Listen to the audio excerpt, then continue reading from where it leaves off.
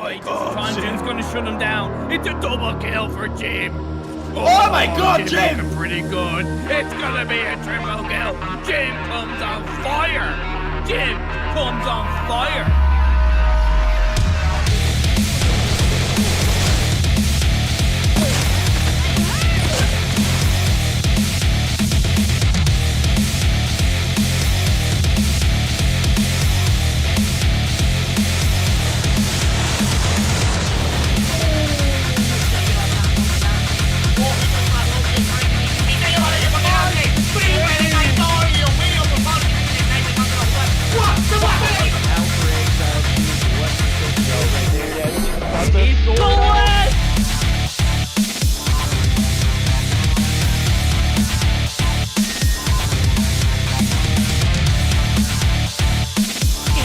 Angle, but couldn't land the shot.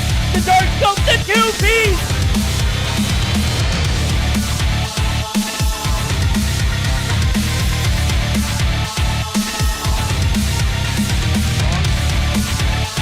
Oh my god!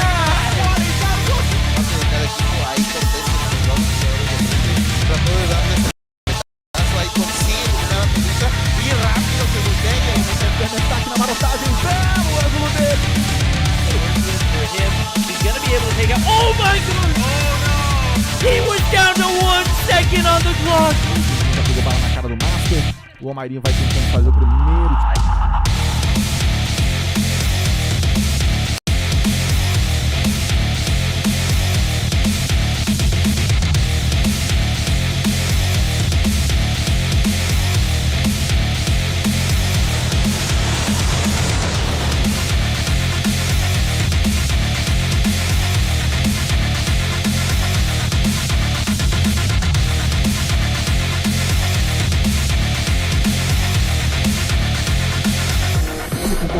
Vai tentar o tiro porrada e bomba! Vem! Clutch muito difícil de vencer, mas...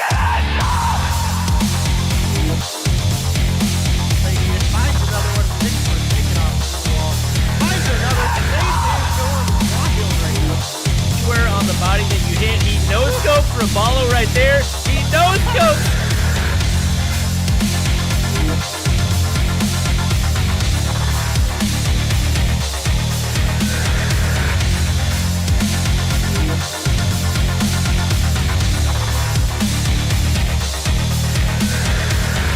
termina eliminando a Jack y Wax queda solamente positivo por parte de repente consigue la primera baja de este Sam.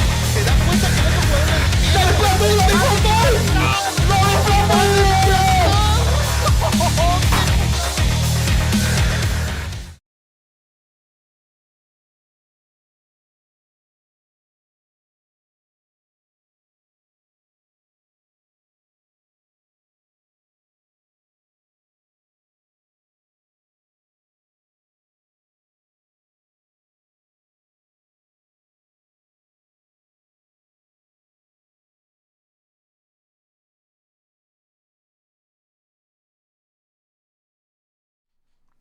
Alright guys, welcome back to another week of Mobile Mayhem. I apologize, the ad bugged, but thank you guys for joining us. Hope you're all having a fantastic day today. Day, do I have your face cam? If I do, it's opening right now. Alright, well Day's face cam will be here, and we will run the proper ad at some point in the near future, but thank you everybody for joining us. Once again, hope you're all having a fantastic day. We got some more Mobile Mayhem action coming at you guys. And should be a great day as we get ready to hop into more of the action. We do have some new rules in place, some bans, and overall interested to see how everything's going to impact what we are seeing in Mobile Mayhem. Once we get Day's face up, I'll let him run down the rules because he's probably a little bit more familiar with them. But for the most impactful new rules that have been added, bans to Hardline, Skulker, Disable, Quick Fix, Mythic Skins, and what am I missing on that day? Let me pull that up real quick. I just went over these with Path and Verdict the other day on the spawn, which was kind of fun to catch Path up. He's been taking a short break from the comp scene, so Yeah, quick fix, fast recover, wounding, disable, tracker, and alert. The new tactical storm ball was taken out in a like kind of bundle ban with quick fix because it's like the only real counter to quick fix.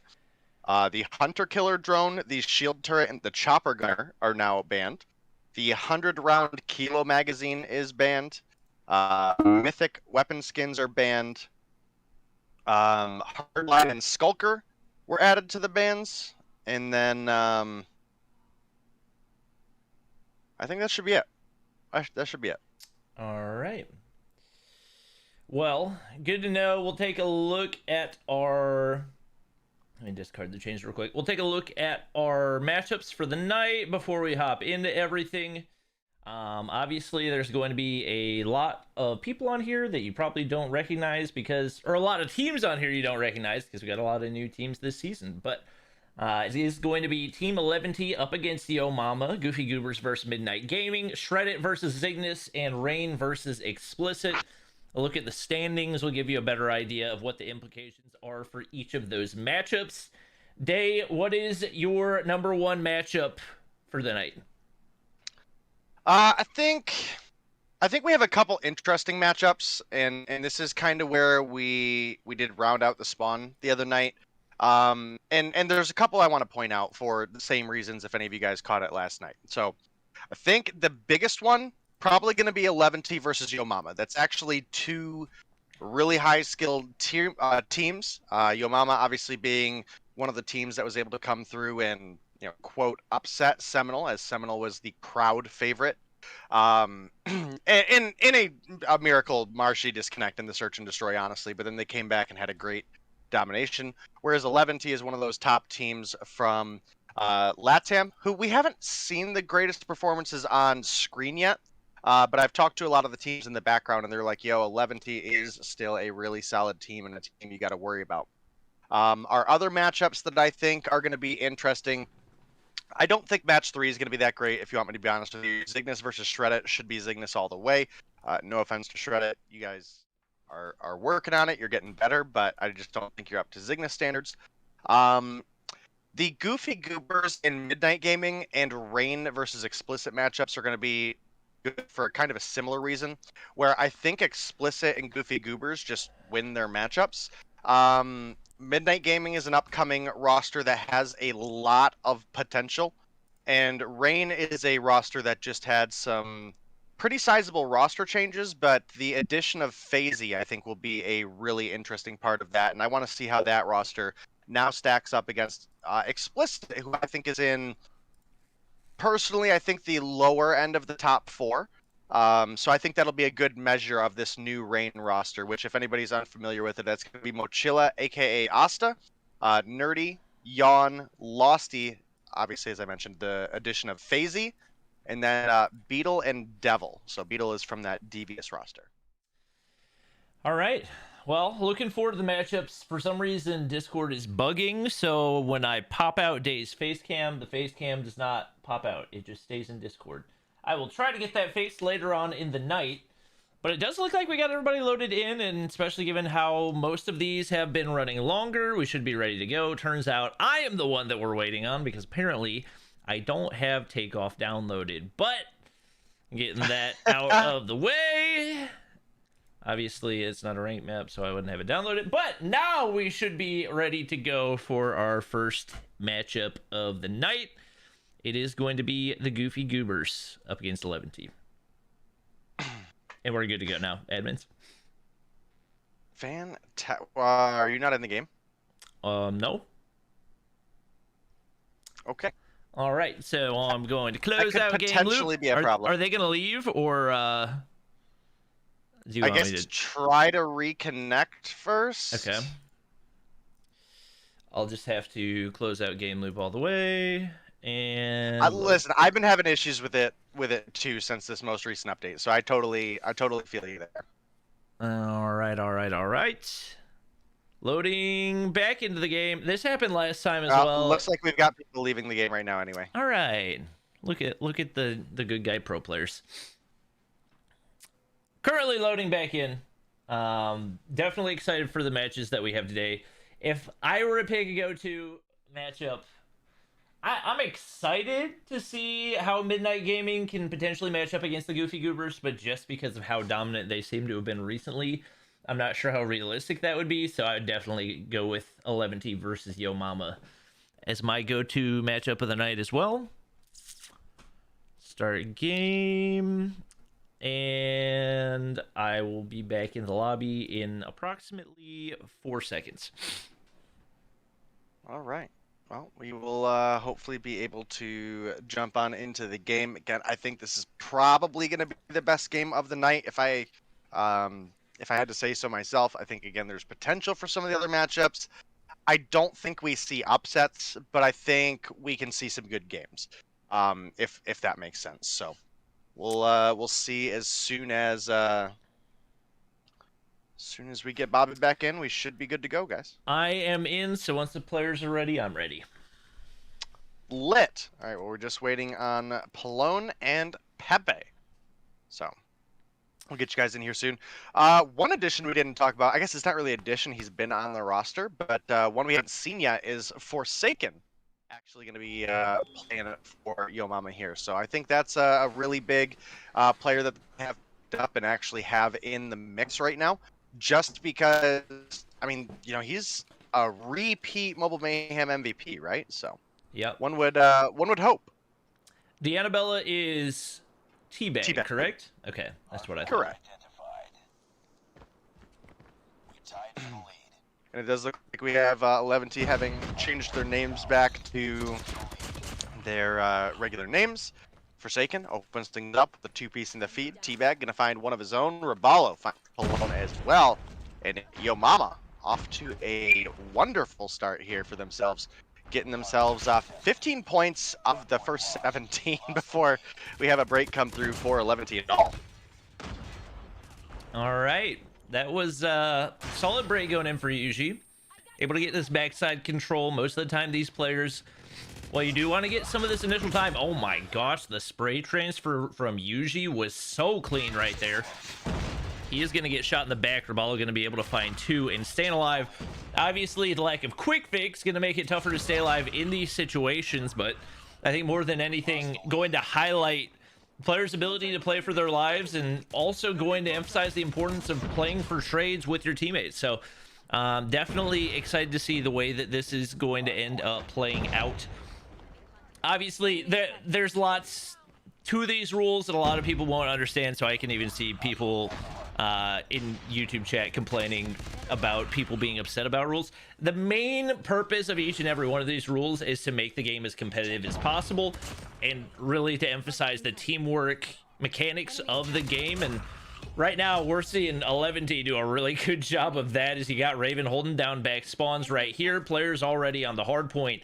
Right now, 11T slaying out really, really hard. And Wally, who's recently made his return to Mobile Mayhem, not having a great start right here. He's going to need to pick it up.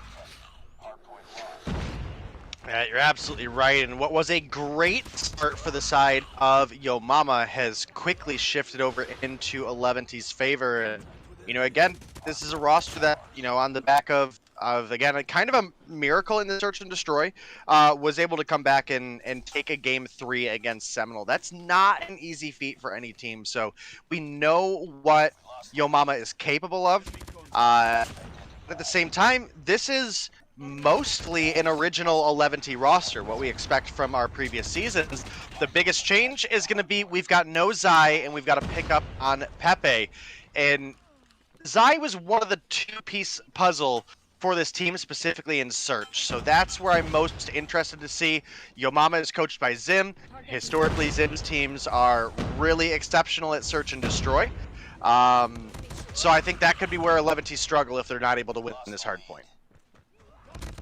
Right now, they're looking really good. They're winning pretty much every single gunfight that I've seen for the most part. Right now, Pepe, Raven, Weru, all looking really, really solid. Some struggles for Yuji, but overall, the team looking really good. We also do have new rules as far as operators go. And honestly, that might be my new favorite rule, is the one that only allows one operator or one of a specific operator per team. So you'll see a lot more variety as far as the operators go, more purifiers, especially with that getting buff in the recent season. But right now, 11T doing a really solid job of holding things down. Wally still trying to make up some ground. He's going to get spotted on the outside. Dropped by the Sparrow in the hands of Yuji. He's going to be able to find two right there. It is going to be the Goofy Goobers, or rather Yo Mama, trying to make the push in right here, but nobody in control of the hard point right now. You can see the top side control right there for Yo Mama. Raballo going to hit some beams, and it's going to be a big two-piece, make it a three-piece for him. Now 3 in a row, make it 4, 5. 14 kills and looking to build some streaks right here. Very close to getting that Pred missile. If you can play things right, teammates might be able to back him up, and especially once you get that death machine pulled on out, that should be some very easy kills and mowing down the 11 players coming through the doorway. Yo Mama has come storming back into this game. Yeah, right back neck and neck. Only about 14 points separate these teams right now. They continue to rack up for the side of Yo Mama. There's not enough time for them to tie things up, but they can get it pretty close.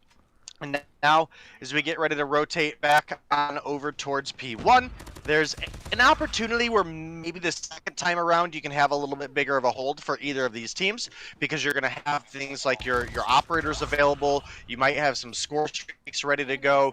You might have a little bit more strategic positioning as well. And one of the operators that we were really looking at is the updated Purifier.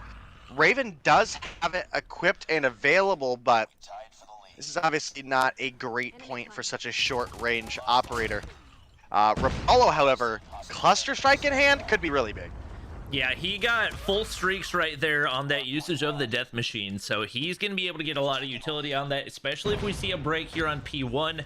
Definitely the most open hard point of all the options available to these players, so it looks like nobody really making a push for either team. Absolute beams out of Teabag right there, usually trying to push on in. It's going to be Teabag able to play his life right here. 19 to his name, and actually pretty close to top frame for the team. Obviously, Raballo up there as well. Pepe going to get cleared out on the inside, and the lack of quick fix going to start to show up more and more in those 1v1 gunfights, or when players are starting to play for those trades. Teabag dropped with only 1 kill on the Sparrow. Would have liked to get more value out of that one, and that's going to allow 11 to start to push in right here. A little bit of an ego chow from Yuji. Nobody there waiting for him. Forsaken trying to regen behind that pillar, but not going to be able to make it happen. And that's going to open things up for 11 to push up and try to take this hard point. Yeah, you're absolutely right, and this is still a neck-and-neck race between these two teams. Only 20 points behind on the side of Yo Mama, and you gotta say 11T are in a good position to maybe win this one, but Space coming through with 2. Wally finding one of his own. Could be a break for Yo Mama. You can see they're starting to push up. They have gotten the break onto the hill. Raballo dropping down, finds 1. Space able to find 2 with the Annihilator, is looking for a 3rd, but it's gonna be Teabag picking that one up. We're getting taken down by Yuhi, and while this is great, we're getting a good bit on the second half of the hill here for Yo Mama. You've got to be making that rotation over and getting ready for P3, which you can see 11T are already there and getting set up. But Ball on the backside does win a gunfight against Wiru. Still got his cluster, which is going to be interesting to see when and where he ends up pulling out the score streak. Space actually had a nice play to get the break in there on the hard point, but the nade's waiting for him at the top side of the stairs. Taken out right there, but this is really back and forth. You do have to keep in mind, I was commentating this like we were going to end at 150. We still got a long way to go in this sucker. We're going to 250 right now, and it is back and forth all the way through. Raven slides in. He's going to get dropped, but Yuji with the 2-piece with the Sparrow, trying to get max value out of that as well. And right now, it's really solid control for 11T, although not really putting a whole lot of emphasis on getting the high ground, which is typically going to be one of the most important aspects of holding this hard point. I'm surprised Pallone still waiting in the bottom side rather than trying to make that play for top side. Regardless, it's working for him. Space able to find 2 right there. Forsaken finding 1 as well, but Yo Mama not able to get any type of progress into that hard point. It looks like right now their primary concern is holding down P4, which they've got solid control in the top side. Teabag up there. Players set up in the bottom areas as well. They're looking to have a pretty good setup right here as the 11D players look to push in for the break. Gravity Vortex going to play a big role in that as Pallone sends out one. Yeah, we're going to pick up Raballo as well. And what was an incredibly close game is starting to stretch a little bit more into 11T's control. And, you know, this is exactly why some of those teams that I had been talking to were saying, hey, even though 11T lost Zai, they are still an absolutely cracked team. And right now, you can see that coming through. This has been a giant two hills. The P3 and the P4 for 11T are absolutely solid. So yeah, you can see the time to kill on the Purifier if you're in range is absolutely nuts. Yeah, it's pretty much insta-kill. It's very, very strong. To be honest, I wouldn't be surprised if we see it banned, but for the time being, definitely expect to see some more players pulling it out. Yuhi pushing the top side of Stadium now, taking control up there as well. And pretty much last two hard points were a full 60 for 11T, and that spanned a very large lead in front of us. Space, you can see in the top side, trying to get control for his team. Forsaken going to go ahead and hop on the point. The cluster strike going to go ahead, get called in, and I believe that's going to allow a tiny bit of time to go in for Yo Mama, but they've got a really, really big gap to close and not a whole lot of time to do it. Space still looking to control from that top side. Annihilator comes out, needs to get max value from this, finds one after the missed shot.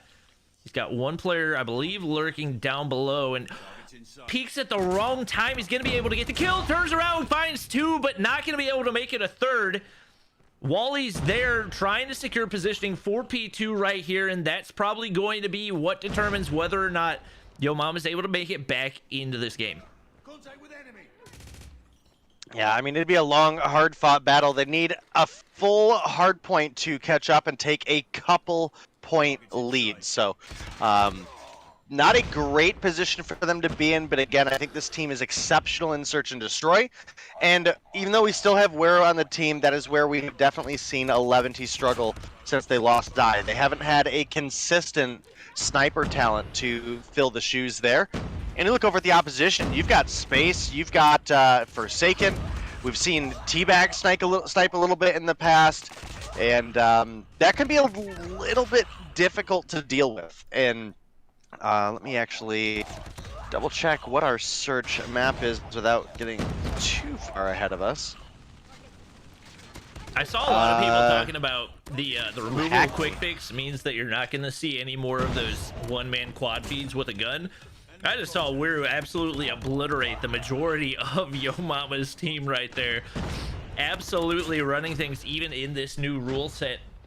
They're able to get the break, and right now it looks like 11D's pretty content. Push out for P3 control, only needing 17 seconds. Should be pretty feasible, especially with their setup right here. We're in a really tough spot. We'll see if Wally and Raballo can get the read right here. Wally's not going to have it, but Raballo gets the kill anyway. They got a concussion nades to work with. This could be the perfect setup. Wally pushes in. I'm not really sure how he didn't get hit by his own concussion nade right there, but now they're pushing the top side. 11D's trying to break their way back in. Weir's got an Annihilator in hand, and that could be the break that seals the deal. Perfect usage out of them right there. Raven pushing across. Forsaken trying to get a push in by himself, but they don't have a whole lot of time. They get the contest. They get the break, at least for the time being, but the spawns are so close that there's not really a whole lot they can do. Pepe tries to push in. He's shut down, and somehow Yo Mama's staying in this game. Yeah, Yo Mama hanging in there tight. There's about 20 seconds left. Oh, that... What, Yui, what did you just... Oh, Wally's behind you. Okay, I was real confused there. I was real confused. But Yo Mama managed to get a giant hold on P3. Look at Space. You can see Space and Forsaken are getting set up for P4. Yuhi making the rotation over. Has 36 kills on board, but can he clear out the point, or are Yo Mama potentially getting ready to come through and bring what was a 100-point deficit, or very close to it back? Space has the Annihilator. Space has an opportunity to shut down the whole team. Finds one. Can't make it two. Players jump the corner. 11D's trying their hardest to push in, but Yo Mama's still on the point. They're not able to get any time right here, and it's slipping away from 11D right now. They're spawning out. They don't have a whole lot of room. They need a god-tier comeback, but it doesn't look like it's gonna happen. Somehow Yo Mama finds a way to close that 70-point late game gap. and an absolute clinic put on right there on how to make a comeback in the Hardpoint.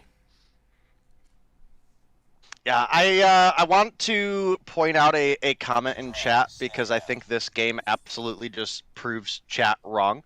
250 is too long, boring, and probably tiring for the players. Bro, if that was a boring finish to that game to you, you might be watching the wrong game, okay? Yeah. maybe we need to reevaluate what entertaining is. But also, tiring for players is, in my opinion, part of what makes the competition good. If you look at professional sports, like, part of that is the players getting tired and dealing with that throughout the game, right? So I absolutely think that proving your mental fortitude in a competitive esport is equally as important. Yep. We saw some crucial plays out of Forsaken in that one.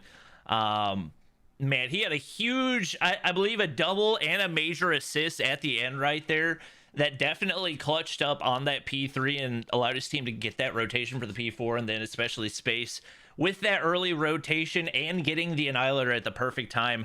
43 and 34. I mean, you got just such consistency across the board. And this is something we're going to get used to with the new 250-point rule set. You're going to see a lot of people dropping 40 bombs. You can see over on Yo Mama, you got two people dropping 40s. You got Wiru over on the other side dropping 48. He gave it his best. Palone with the OBJ time, but just wasn't quite enough. And that was just such good discipline out of Yo Mama to really, really lock things down. Each and every player making some big plays. They were there for the trades and a big time clutch for them. Yeah, and I think one of the concerns that we thought was going to be more of a deal, or at least Verdict and I did, was with the removal of Quick Fix, we didn't think we were really going to necessarily see that many 40 bombs anymore. And I guess, this was a longer Hardpoint game, going all the way to the 250 to 239 mark. But yeah, 3 players still coming through with 40 on the board, and several players not far behind. You look at Raven with 38, Yuhi with 37, Rabala with 36, Wally with 38, and Forsaken with 38.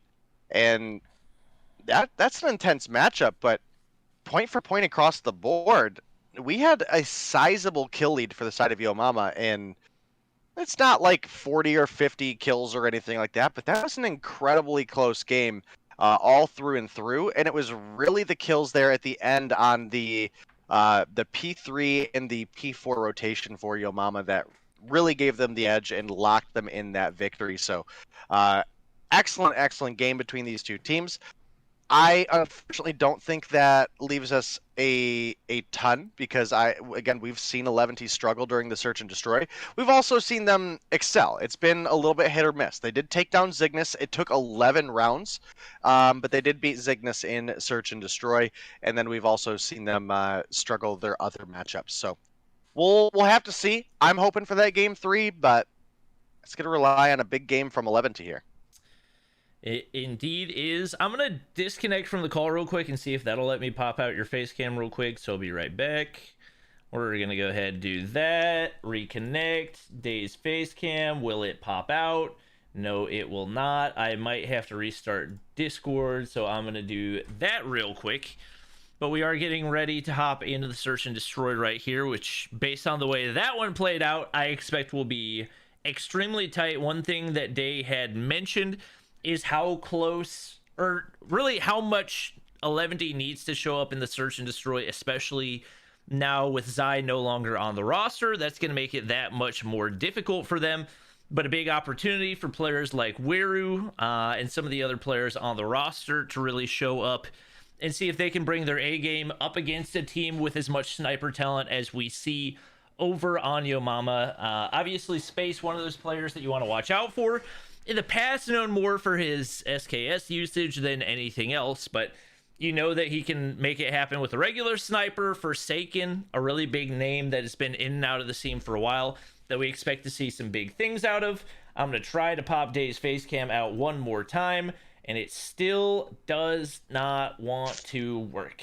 Oh my gosh. Try to obs and injure it if you want. Yeah, let's do that. Okay. And admins, we can go ahead and start whenever you're ready.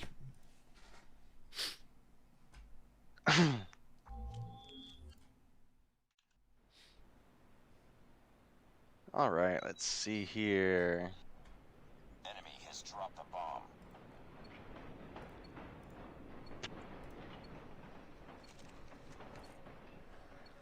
And we are hopping into the Hackney Yard search and destroy right here. It is going to be 11D on the offense off the start.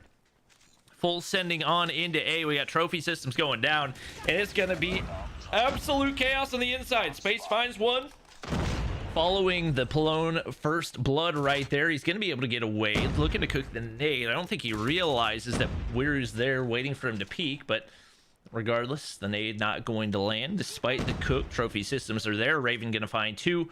Space looking to take some topside control, but Pepe's going to find him as well, and now all the pressure down onto Wally. Did I switch scenes? I did. Okay, I couldn't remember. We're good to go.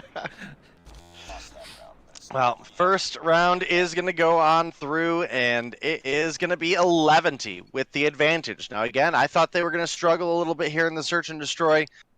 Didn't seem so that round. They come through with the 5-for-1.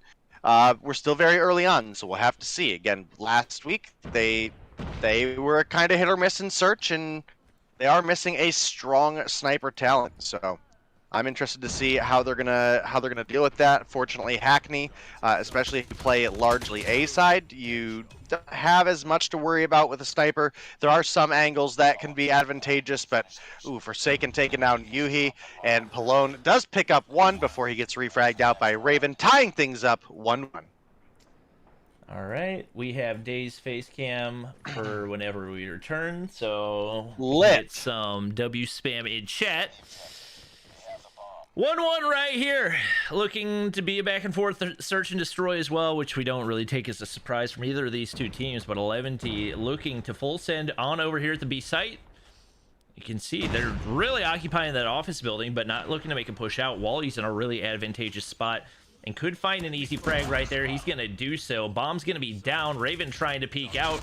He's going to be able to find the frag. It looked like Wally had the positioning, but just couldn't line up the timing. I believe Yuhi, sniper in hand, going to be able to land a hit marker onto Forsaken, but now he's not looking to peek any longer. Yuhi backing up. Got the Renetti to work with right now, but not really any angles. It is going to be Yo Mama with a man advantage, and they're very content to hold these positions overlooking the B site. Yeah, one player advantage for the side of Yo Mama. Can they capitalize on it is the question. They do have bomb down at B. You would think they know that and would be making a rotation over for that defense, but instead it's just going to be D'Annabella, aka Teabag there. Does pick up one.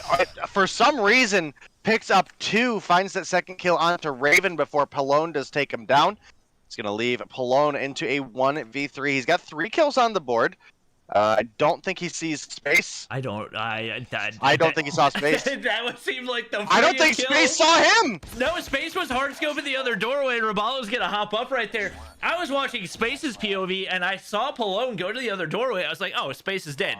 And then Space just sits there. I was like, where are the shots at? And he just hopped on over to the bomb site. Right now, that's one of those instances where mobile can be a little bit finicky compared to console, because your thumbs are on the screen, right? Yep. You're playing mobile, and you know when you get those weird angles where your hands are, that can just be an issue. Wow. And we saw it come through there. How did Pallone just die? I don't know. I think people are shooting. Do you see that too? Was he getting shot underneath? I saw somebody for Yo Mama die, and I think it was underneath the van, because I don't know how else it could have happened. But just some weird deaths right there. I think Space's laser going to get spotted out right there. I'm a little bit surprised that pro snipers still run the OWC tank laser with the minimal advantages that it gives you, and the disadvantage of completely giving away your position if somebody sees the laser. Curious if that's something we'll see change in the future, but bomb's going to go down over on the A site. We're waiting for Teabag, but Teabag going to be able to outgun him anyway. Peeker's advantage just a little bit too strong. Now looking for the hop up right here. It's a 3v2 on the retake. Gonna find one. Trying to find the second. Is Pepe looking to spoil right here? Not gonna be able to make the 1v3 happen. Space whips out the Renetti right there. Gonna be an easy defuse for Yo Mama. And now a 3-1 lead for them as they're starting to build some momentum here on the defensive side. Yeah, and this next round will definitely be a big one for these two teams. You don't want to go into the second half down at a 4-1 disadvantage. So really got to be hoping for 11 to pull together this one here, keep things close. And, maybe we can still see that game 3. We're going to find first blood, but gets taken down by Wally. Raballo finds Pepe, but Yuhi's there for the refrag.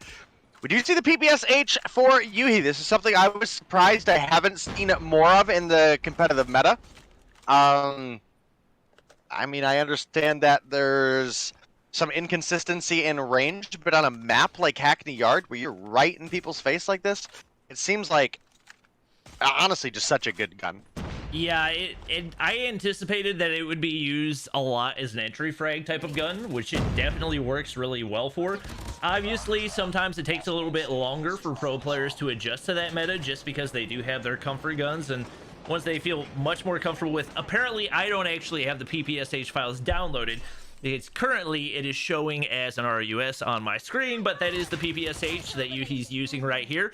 Gonna be able to find space and looking to clutch up in a 1v2. Teabagging the top side, gonna peek out, and that is not the angle. I can't believe he made it back inside right there. He's got a smoke to work with, bombs down. Got some options, and Teabag backing up. I don't know if he's gonna have the read on this. He's got the car head glitch to work with, but now Yuhi gonna be able to take high ground right here. And playing a little game of cat and mouse, it's going to be Teabag wrapping back toward the bomb, and all he's really got to do is wait for Yuhi to make the play, see if he can clutch it up, peeks the corner, finds the frag. Nice work. Ready for the next round. Yep, 4-1 lead for Yomama. They're in a great spot right now, and 11T, while they can still make the comeback happen, especially with the sides flipping and them being on defense, it's going to be an incredible feat for them to pull essentially 5 off in a row, right? They can afford to drop 1, but can you mentally afford to have your opponents on match point is the real question. Pepe opens up with 1, but gets refragged out by Forsaken. The 1-for-1 trade is not going to favor anybody, but you can see that bomb is pushed up by the side of Yomama. Looks like the plant coming through for Forsaken. Another 1-for-1 trade as Teabag's going to find Raven, but Weru does pick up the kill in return. 40 seconds on the clock. Got to make a move by 11T here. I think Yuhi knows someone's back here. Oh, walks right into space. That's going to take him down. Oh, Pallone absolutely dumpsters Forsaken right there. Oh, no! Oh my gosh, Wally was 1 HP and he still won that? I didn't see what he was coming out of right there, but that was crazy.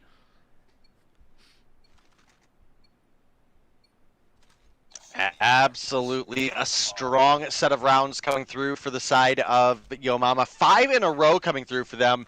And look at the essentially full send B push once again. Forsaken gonna get taken down by Weru. Weru puts number 4 on the board. Spaced is able to get a pick onto Pepe in return, bringing it to a 1v1 trade. But Weru finds Teabag. Now might be able to find Wally here if Wally doesn't peek up into the top window. Oh my gosh, Wally abusing the head glitch right there. He's able to find 1. He just does such a good job at lurking in these off angles on the inside of the B site. And 11T has not been able to deal with him so far. Weir's on the top side of office. Gonna peek at a bad time right there. That's gonna leave Pallone all alone. 1v3 for him to try to save the game. Bomb goes down over on the B site as well. Sliding the corner, not able to spot out anybody right here, and not going to be an easy retake by any stretch of the imagination, especially when you got Space still lurking by the A building. Any cross right here should get spotted out. I don't think Space saw him. I think Space is hard scoping. I don't think he saw him. I think he may have tried to take a shot, but missed. He's going to be able to pop over top right here, finds 1. Raballo's there for the trade. Very well played by Yomama. A little bit dicey there at the end, but they were solidly in control for the majority of that S&D, and they will take the 2-0 victory here against 11D. Yeah, and a very, very convincing one. 6 rounds in a row, and this is exactly why I was mentioning before, Bobby, that 11T, again, it's hit or miss. They came through and faced off against Zygnus and went to a round 11, ended up taking that round 11. And part of that could be the servers, right? When we have 11T versus Zygnus, they're obviously going to be on even ping because it's going to pull Mexico servers. versus NA, we typically are aiming to have NA servers for the NA games. I'm gonna be honest with you. I know Zim. I know a lot of the guys on this team. To unfortunately throw one team under the bus, Yo Mama is not Seminole. Chances are, if it was Mexico servers, Yo Mama just played it out anyway. So yeah, it's hard to say. I don't have the answer to that. Maybe chat can let us know, or the teams can let us know in chat.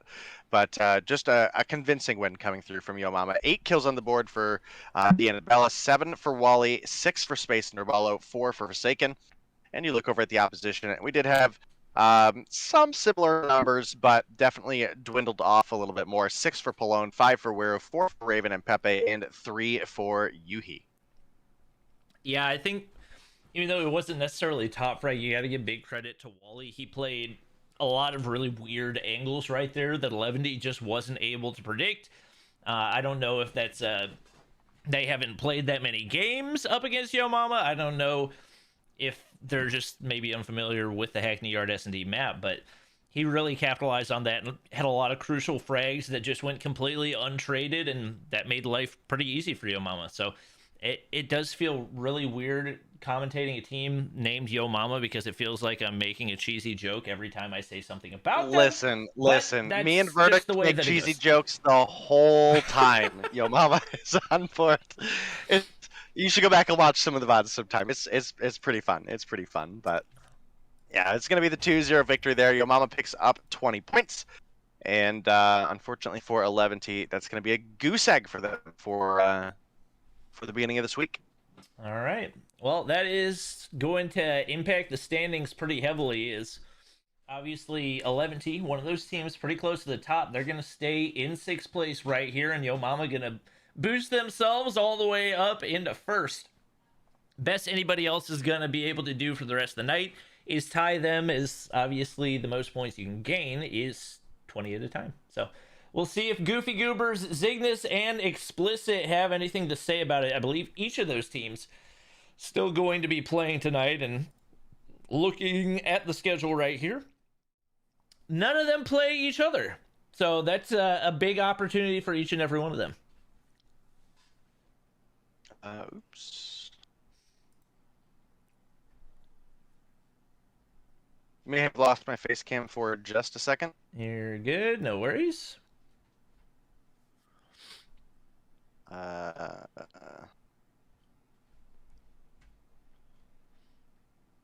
Here we go. Okay. Now I should have the standings available to me. All right. But our Yeah, next wrong OBS scene. Our next match is going to be the Goofy Goobers up against Midnight Gaming. I don't think I watched Midnight Gaming play last week. Is that correct? That would have been Tuesday. Yeah. I think you would have saw them play Shred It last week. Oh, okay. Got it. Oh, yeah, because they Yeah. surprised us. I was Yeah, pleasantly surprised by how well they played. Yeah, they. If I remember, I think they 2-0 Shred It on Alright. Tuesday. Do you think, what are the odds that they actually pull out a Cinderella story right here and drop off the Goofy Goobers? I would probably put it in single digits, or decimals. Okay. I think there's hope for good games. I think there's hope for good showings from Midnight Gaming. I think this is a good test for Midnight Gaming because, again, they were able to take down Shred It. They had some really good games against the new Rain, but honestly, blatantly honest through. I mean, that was their games to win by all right, and they let emotions get a little bit a hold of them. And one of the voice comments that me and Verdict had got on Thursday of last week. So if they're able to stay positive, I think we can see some good games. I don't think they win. I don't think we see a game 3, but I think there's a reality where they don't get completely blown out or 6-1'd in Search and Destroy. So it's possible. All right. We could see something happen. Well, I'm excited to see what the teams are bringing to the table. I am in the process of downloading my PPSH files so you guys don't get it displayed as an RUS anymore. I think that I did. I'm trying not to download everything right now because whenever I hit the full download button, it makes Dave's voice sound all laggy because AT&T internet is garbage. But we should be underway to get our next game started relatively soon right here. I say relatively soon. It's one player loaded in, so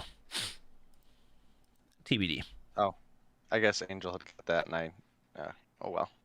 It's yeah. I saw. Yeah. Yep, we're getting ready to get into our next matchup here shortly, guys. It should be again I think we can all probably predict who's going to win this one, but I really hope to see a lot out of Midnight Gaming, especially. They do have a really, really solid female talent on the team, DeBenji, aka Annabella. And I don't think there's enough girls in the NA or EU scene for that matter. I mean, we obviously have Lydia and Brixta in EU, but I obviously get to cast the Mobile Mayhem Girls event, and there are so many girls in that league that I think can compete with several of the teams here.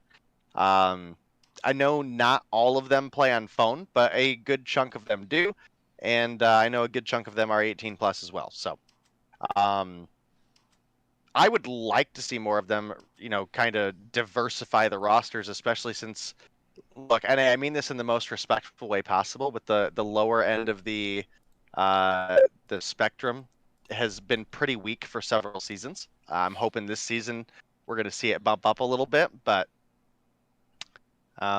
last season and the season prior specifically really, really drowned it out for me a little bit.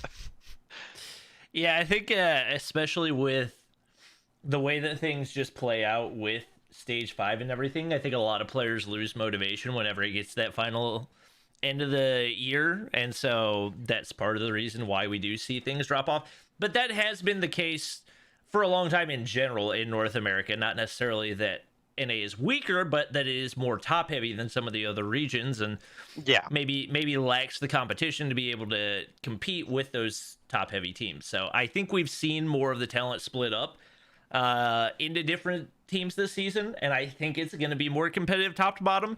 Not necessarily saying I think there are going to be 8 competitive teams. I would say 5 or 6 realistically, but hopefully we continue to see those teams improving.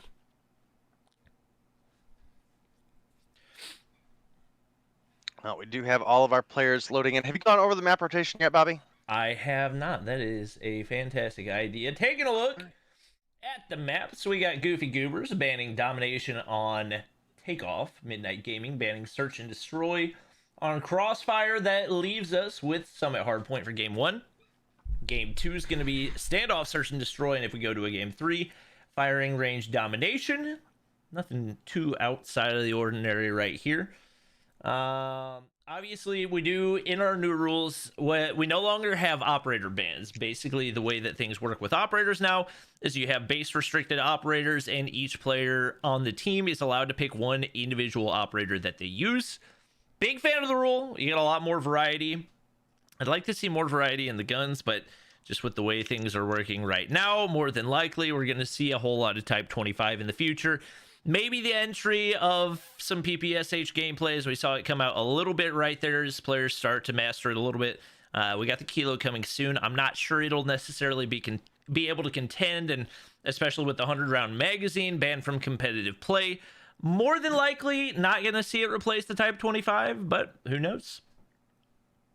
I think weapon bans is a interesting topic. It's one that we talked with Path about last night. And if you take the Type 25 and the M13 out, which are definitively the top 2 ARs in the game right now, period, for accuracy, for consistency at range, they're just overall solid and above the pack. But if you take out the Type 25 and you take out the M13, I think there's a real stretch where you have way more guns in the scene that become viable You probably see more Bison. You probably see some Kilo in the mix. You definitely see some AS Val in the mix. And I don't know. Maybe that's a discussion for another day. But I do think the Type 25 and the M13 are just honestly too good. Yeah, I think it. I don't think they're. I wouldn't call them broken because maybe because I've seen so many broken guns in the history of Call of Duty Mobile, but I definitely think that we're at a point where most of the scene is tired of seeing 5-man Type 25 teams, and it would be nice to have a little bit of variety. And I agree with your point that if you like, especially looking at the rule set that they have, no shotguns, no marksmans, no LMGs. Like when you take all that out of the equation, you take the Type 25 and the M13 out of the equation as well, so many things become way more viable. I would love to see that. But once again, we just got through a bunch of bans and everything else. I don't anticipate the players are going to try to vie for something else being thrown into the mix as well. I see Blur rocking the Bobby Plays skin right there. We got to take a look at it. I 1v1'd him. He beat me in the 1v1 pretty significantly, but even though he won, he still has to wear the Bobby Play skin. You are never supposed to admit that. Admit what? That he won. Well, it's going to be in a video, so people are going to find out. Well, let them figure it out in the video. What the? Well, I mean, like, you know, it's me, and he's a pro player, so... And it looks like the Bobby Play skin is already working because he's got 2 kills and 0 deaths. Yep, it's inherent base damage increase. You can't go wrong with the Bobby skin, chat. But so far, we're off to a strong start for the side of the Goofy Goobers. Blur has changed his name to Blur Plays. Oh, it's probably because of the character skin. Now that I think about it, you're right. Yeah. That, I mean, I didn't ask him to do that, but that is another W in my book. And looks like off the start, the Goofy Goobers not really having a whole lot of difficulty dealing with Midnight Gaming right here.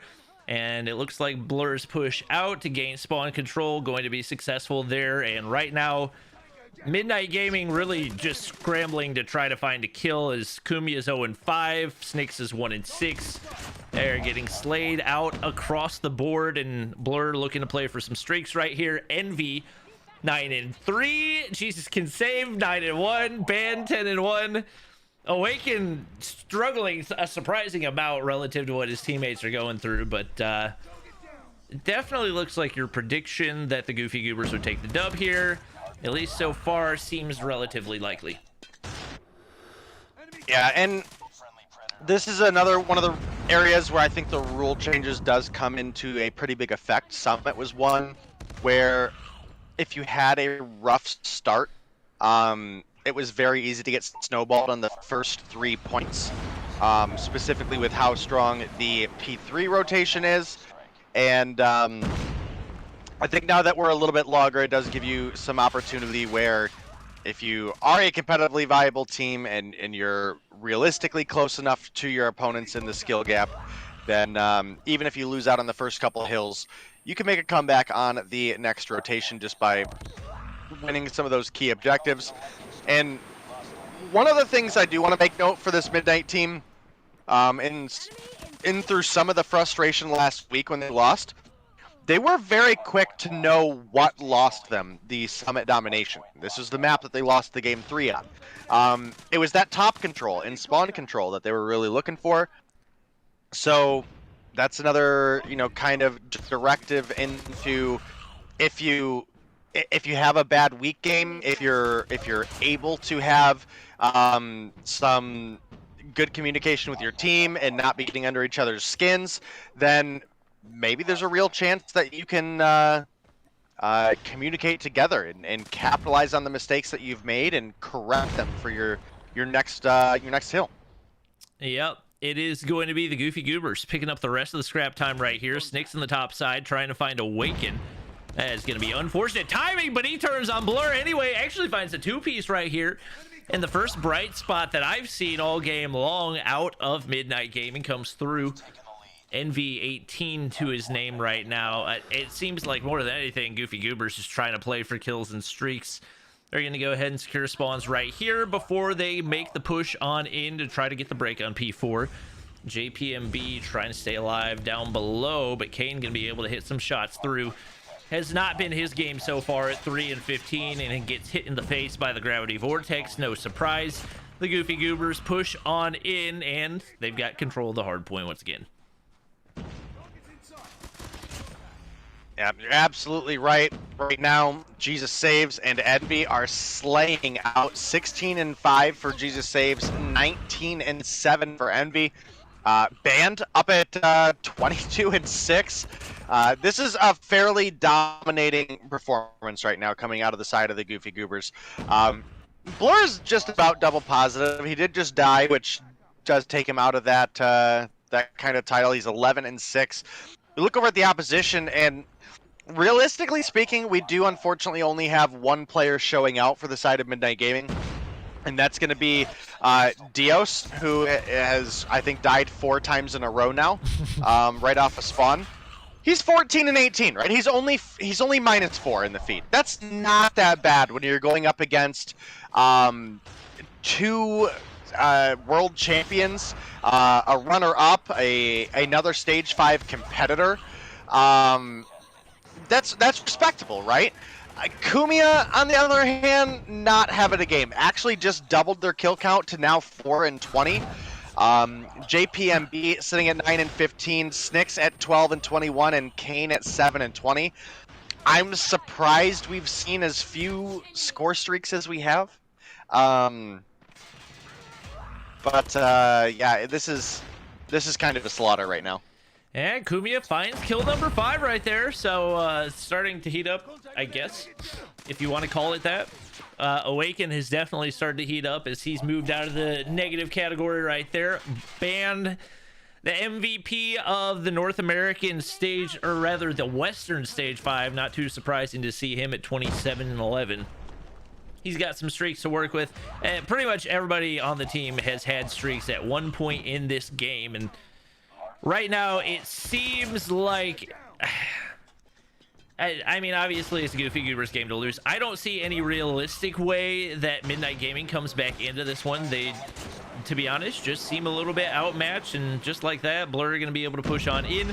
Nyler are going to find one. Does miss the shot right there, and a couple surprising misses, to be honest, but slide in the corner, maintaining this bottom side control. Kane looking to make a push on in.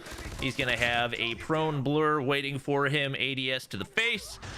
And that's 200 points on the board before Midnight Gaming able to break into the double digits. They're going to need a miracle to win this one. Yeah, I mean, you're absolutely right.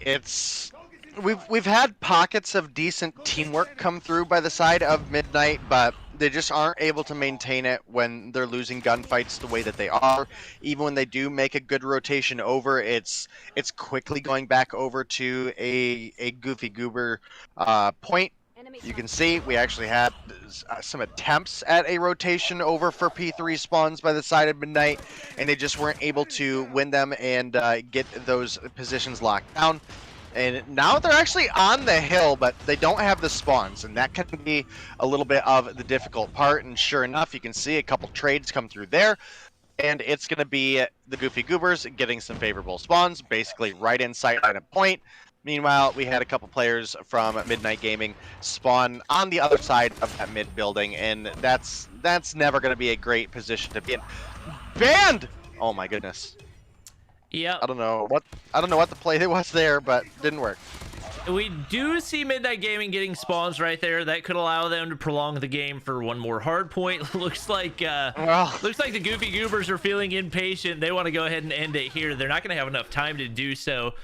And we are going to see Jesus Can Save You going out for the early rotation. Looking to secure spawns right here, and that's going to spawn Midnight down in that bottom side. Gonna leave them exposed on the push on up. Jesus Can Save finds kill number 26. Envy with 32, Band with 35, cross the board. Somehow they're able to get control right here. I don't really understand how this happened. And they've actually got a setup to be able to protect it as well. You'd think with the way that most of the gunfights have gone, it's going to get broken pretty soon, especially with Jesus Can Save You, taking one player out of the inside of that container. Envy peeking up in the top side. No players remaining on the point. And you would think an opportunity for the Goofy Goobers to finally finish this, but Midnight Gaming not giving up easy.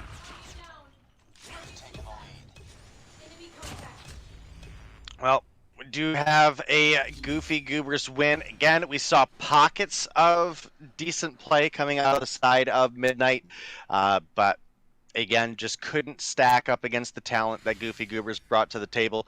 Maybe as we get into a search and destroy, this is one of the areas, Bobby, in the past we have given a little bit of benefit of the doubt to the underdogs because you do get that fresh reset between each round. Maybe you're able to get a opening pick that helps you guys move into the point and get a plant down or secure a defend. But the Goofy Goobers are a just really well-balanced team all the way around, and I fully expect them to be able to come through and probably just close things out in a 2-0 victory. Yeah, especially when you look at the fact that they've got Blur and Jesus Saves with... I would say those are probably 2 of the 5 best snipers in North America right now. When you throw that into a search and destroy field, it's just so difficult to counter. You are going to be on standoff, which has some tighter angles than some of the other search and destroy maps, so maybe an opportunity for them to make something happen. But they're going to have to regain big time from what we saw right there in that first respawn because, to be honest, the scoreline of 130 to 250 was much closer than the game actually felt. They made some big plays, and to be honest, it didn't really feel like the Goofy Goobers were trying all that hard toward the end of the game, but you never know. Anything can happen in the search and destroy, and especially when you get 1 or 2 players that hit that flow state, can make some crazy things happen. Yeah, we're absolutely going to have to see as things start to progress on. And thank you, Ghost, for your words of encouragement and your bonus XP while I'm spectating a game. But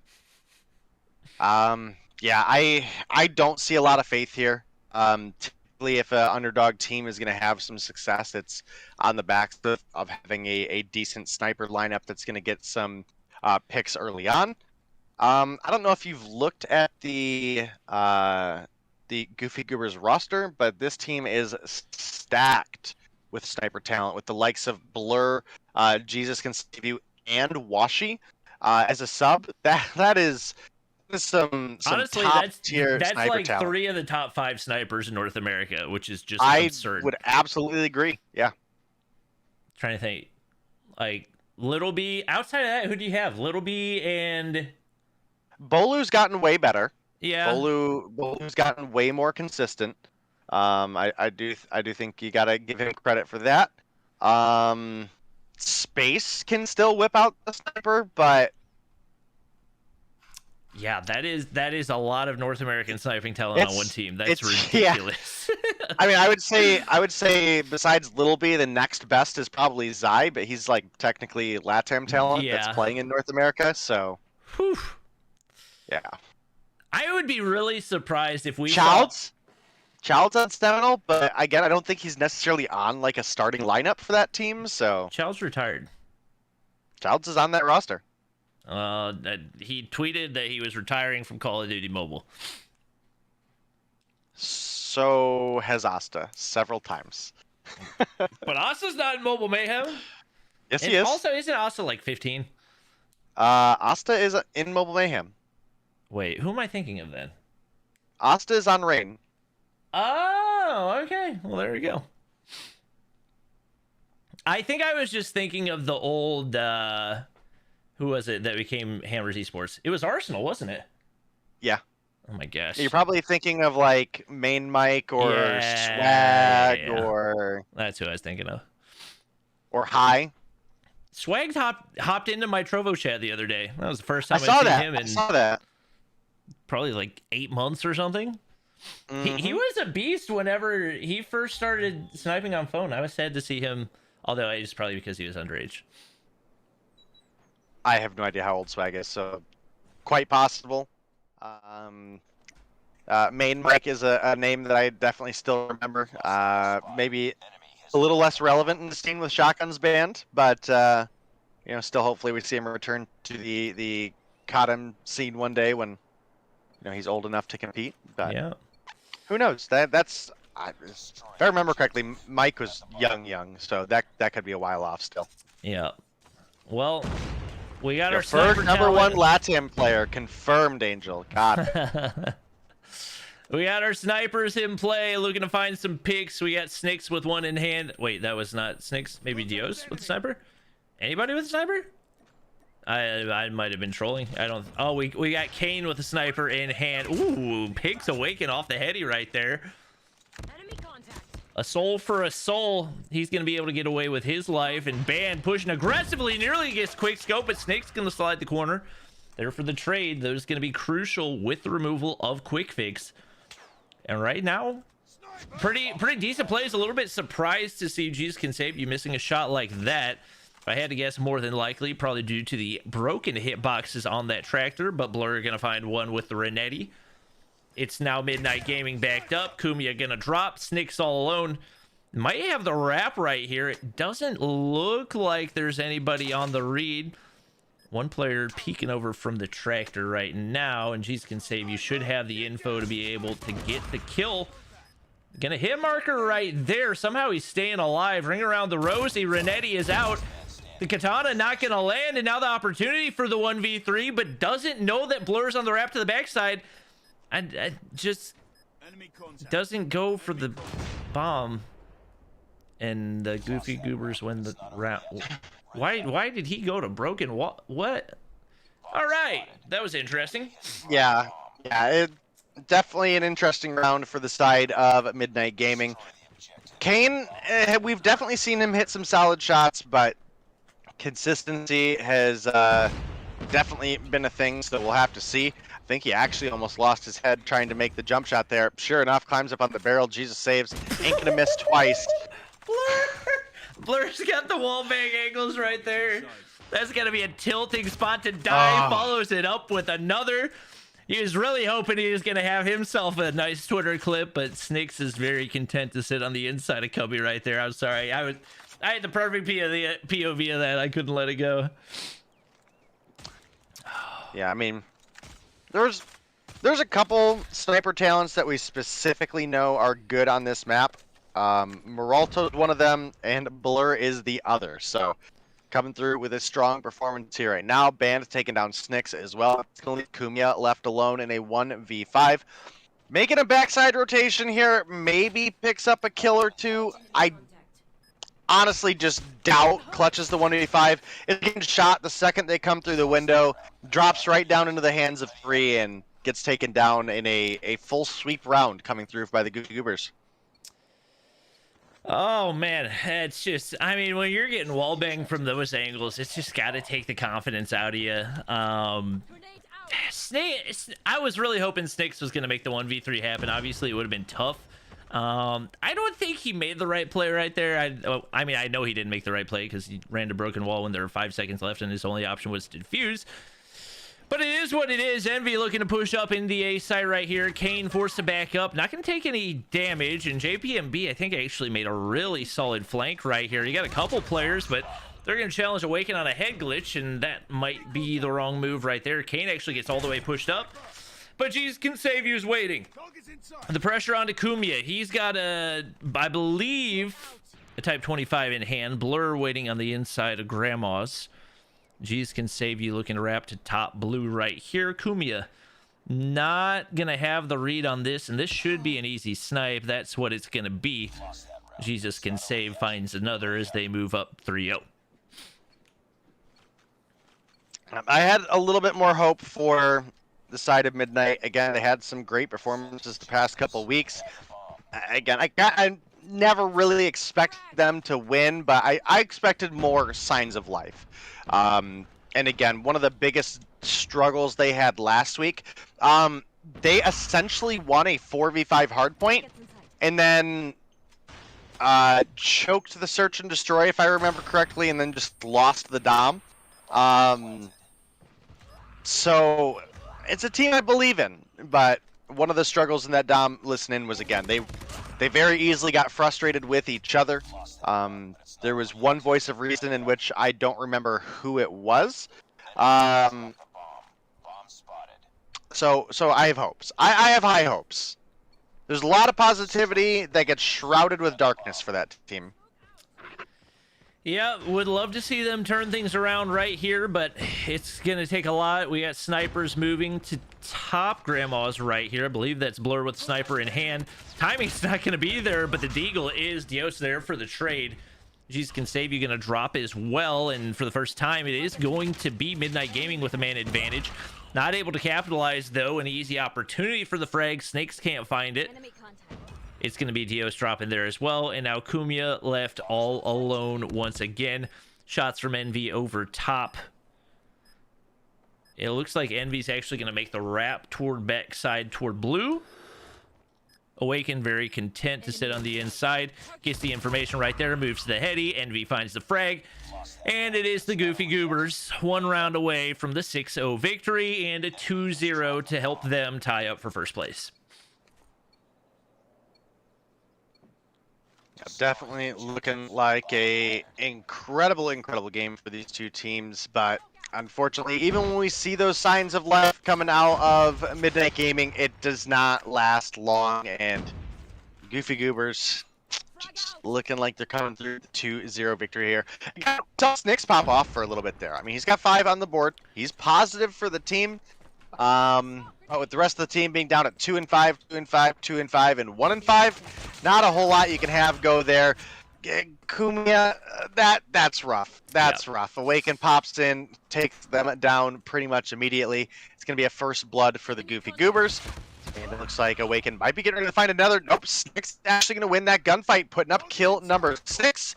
But doesn't see the player rotating to his right. Band, going to get that refrag. Now it's JPMB left alone in a 1 versus 4. And this one's over, Bobby. There's no shot. Some good trigger discipline right there. Gonna get the free kill onto Blur. Has the read on Envy as well. Now it's a 1v2 and just got a whole lot more manageable.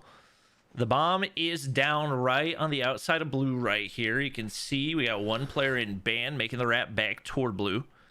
Gonna pick up the sniper right here and not looking to take any type of unnecessary risk. JPMB has the read, but he looks at the wrong angle. He could have easily had the frag, but he doesn't look at the hop up right there. He's going to be able to stay alive. Picks up the bomb right here, and that should be all the information that the Goofy Goobers need. Jeez can save you. Not going to have info here as well. He might have the read and not... Neither of those players saw each other. Oh my gosh. Jesus can save you. Finally hits the final shot. That had me a little worried right there. One proper check corner, and he very well could have clutched the 1v4. But Goofy Goobers able to avoid disaster, and they finish off the 6-0. Yep, little disappointed in Midnight, but this is an incredibly tough talent that that we're looking at, right? So, I don't know. Goofy Goobers are one of the top 3 teams, hands down, in the North American talent, and they showed up and played like it today, and that's just the long story short of the matter. Convincing 2-0 victory. They pretty much had control the entire time during Hardpoint. And while there were a couple close rounds, there were a couple players from the side of Midnight that popped off a little bit in the search and destroy, had their spurts of greatness. They weren't able to pull a round together despite, again, that last one could have very well been a 1v1 if he had just peeked that angle at the hop up. But it happens, as sometimes it happens, and hopefully they'll move on and have their eyes set on next week because, well, they've got another tough matchup next week in facing Seminole. So. Another one of the top 3 teams in North America. You'd anticipate that is also going to be maybe not as rough of a matchup. I think that this team is capable of playing better than they did today. But it's definitely going to take a lot of practice. Would love to see them improve because at the end of the day, we want to see as many competitive teams as possible in Mobile Mayhem. But just didn't quite bring their A game for this one. Next matchup is going to be Shreddit versus Cygnus, another one that we anticipate has a good chance to be lopsided, especially given the fact I believe Midnight handled Shreddit relatively easily, and we know Cygnus is one of the best teams in the American continent, I guess we can call it. Actually, I guess technically it is North America because Mexico is in North America, but correct. Technically, COD Mobile doesn't categorize it as North America because it's Latin America, even though it's North America. I think Latin America is just like It's an a more idea. broad classification. Yeah. Days Facecam is doing OBS Ninja things, but he will be back with us shortly as we do get ready to hop into the next matchup. It is going to be another best of 3 per usual, and Cygnus banning Hardpoint on Crossfire, Shreddit banning Hackney Yard Hardpoint, so it's going to be Firing Range Hardpoint for game number 1, Raid Search and Destroy for game number 2, and Takeoff Domination if we go to a game 3. I would be very surprised if we did, but anything's possible. Well, we'll have to see.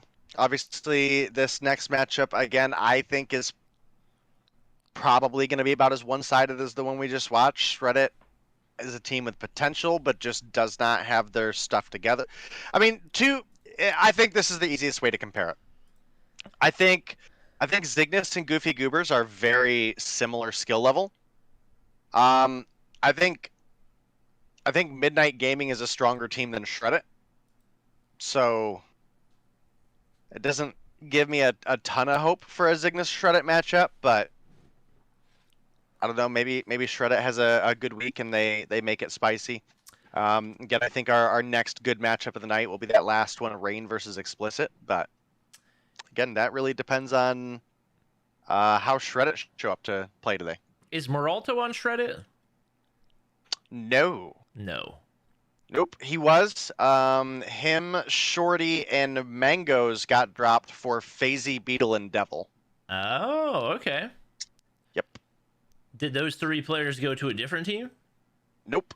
Okay. Dang it. I'm a big Shorty fan. She raised my hate the stream every Shorty. day. Oh, well, the weapon, yeah, I hate the weapon, but... I was making a play on words there, but no, Shorty's chill. Shorty's chill when she behaves, when she, is family friendly for Mobile Mayhem. All right. Well, we're working on getting our players loaded in. Couple Cygnus players just waiting for Shreddit. We'll take a look at the standings real quick for a little recap on what we've seen so far. Obviously, Yo Mama and Goofy Goobers, no surprise to see them up in first place. Interested to see how things are going to shape up for Seminole and Explicit. Obviously, Seminole not playing tonight, so they won't be able to move into that top spot. Where did they end up losing points? They lost to Yo Mama, Seminole? didn't they? Yeah. Lost to Yo Mama, yeah. That's right. Okay. Yeah, 2-1. That's right. I commentated that one. I remember that.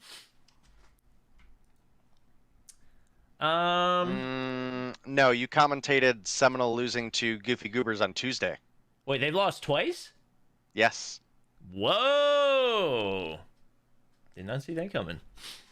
Yep, they lost on Thursday to Yo Mama 2-1, and they lost on Tuesday to Goofy Goobers 2-1. All right. Yep. Chat says, Bobby, your hairline receding. Tell me something I don't know. You think I'm blind? I'm not new to this. Chat, we're old, we know. We're old. This is life. Welcome. Yeah.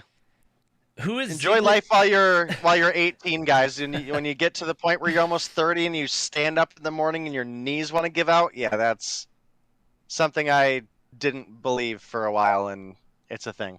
Who is Cygnus Miniflow? That's just. Gotcha. So he's just changing his name every week? Yeah. Okay. Until they run out of name changes. All right. Good to know. I do see S-Thug hopping in there for Cygnus. That's definitely a good one to see. I know he's been playing with them on and off, but definitely one of those players that we were disappointed we didn't get to see in Stage 5 Champs. Was, I believe, League MVP at one point, correct? Who was now? S-Thug? Yeah. Yeah, definitely an extremely Couple seasons talented back, player. but yeah. Yeah. Excited to see him back in the mix, and especially on a talented roster like Cygnus. Who knows? I think actually last time we saw him was when we were playing 250 point hardpoint, right? Because he dropped like 60 or something. I want to say it was 54. Was it 54? Yeah, you're probably right. I think it was 54. I think I remember we had Washi drop 60, but if you remember, that was when Cygnus Black, it deliberately drew out the game to try to get the kill record. Mm-hmm. Yeah. Yo, Wally, I'm great. I'm great. Don't you worry, bud. I'm freaking great, man. Listen, chat. Everybody that when you get to our age, everybody has their own different things. Not guaranteed your knees are gonna hurt when you're 30, but for some people they do. Probability is there. Yep. It's it's a little rough. All right. Days knees hurt from carrying the T1 scene. Something like that. Something like that. Okay, who are the More players? like moving 40 quick strut assemblies this morning was pretty rough. Who are the people on Shreddit that I'm seeing right now that I don't recognize? You should probably recognize Scott and Sins and Naz. Who's Cupcakes? To a degree. That's a good question. It's Cupcakes. Oh, okay. That's an actual player, or is it? I believe that to be an actual player. Oh, okay. Word. Yep. Noted. Yeah. Maybe Hello or Ronan can confirm with us, but I do believe Nizia and Cupcakes are rookies this season. Well, the Hornets lost, and they were losing for the entire game, so life of a Hornets fan. Woohoo! It's okay. It's highs and lows. And right now, the low is waiting for these Cygnus players to hit the ready button.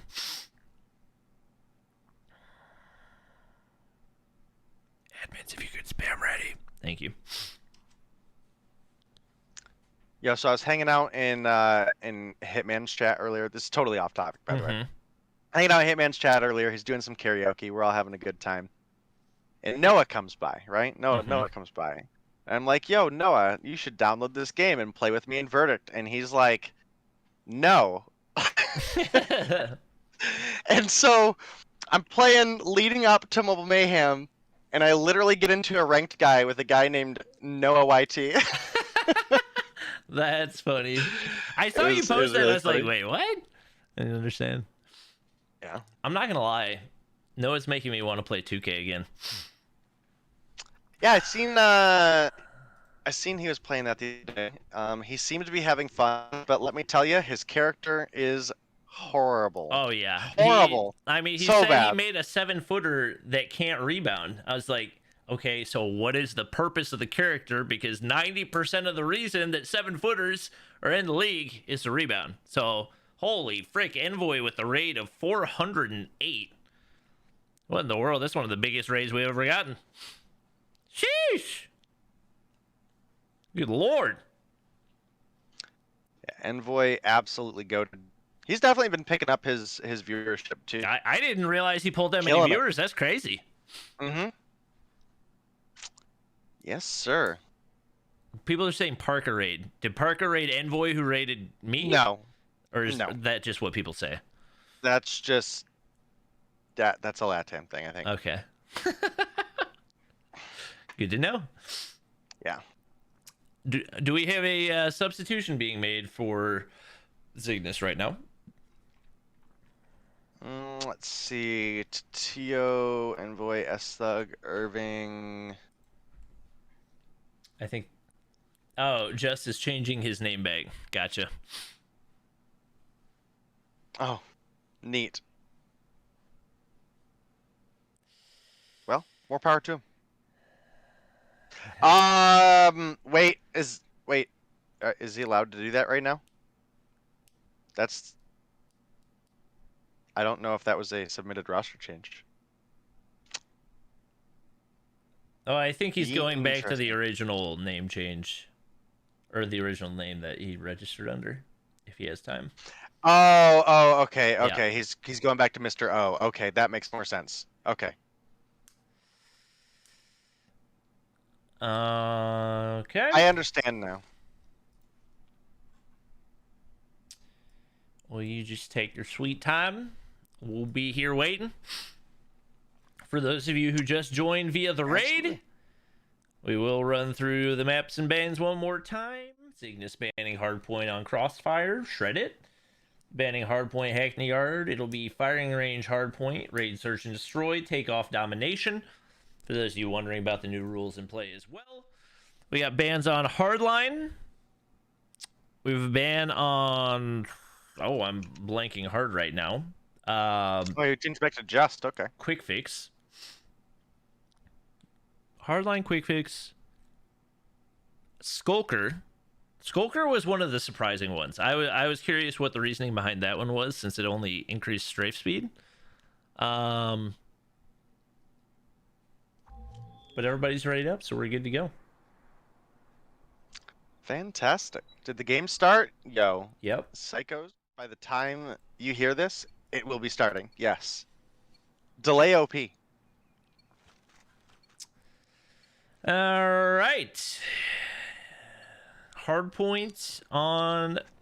What is this new thing that we have that at the start of every game there's like a slight lag and then it looks like everybody runs at super speed to catch up with it? Maybe that's just on my end, but It's the emulator. It's not just on your end. It does that typically if you switch to a different perspective, like to a different person, it usually snaps it back to reality, but yeah, that's an emulator thing. we do have Shreddy getting a little bit of time off the start, but most of the kill feed is Cygnus right now. You can see a total of 2 kills have gone in so far for this Shredded team. And if they want to be able to get a hard point break, you're going to need more than that. Nezia going to get caught off guard there as well. Just now 4-0 off the start.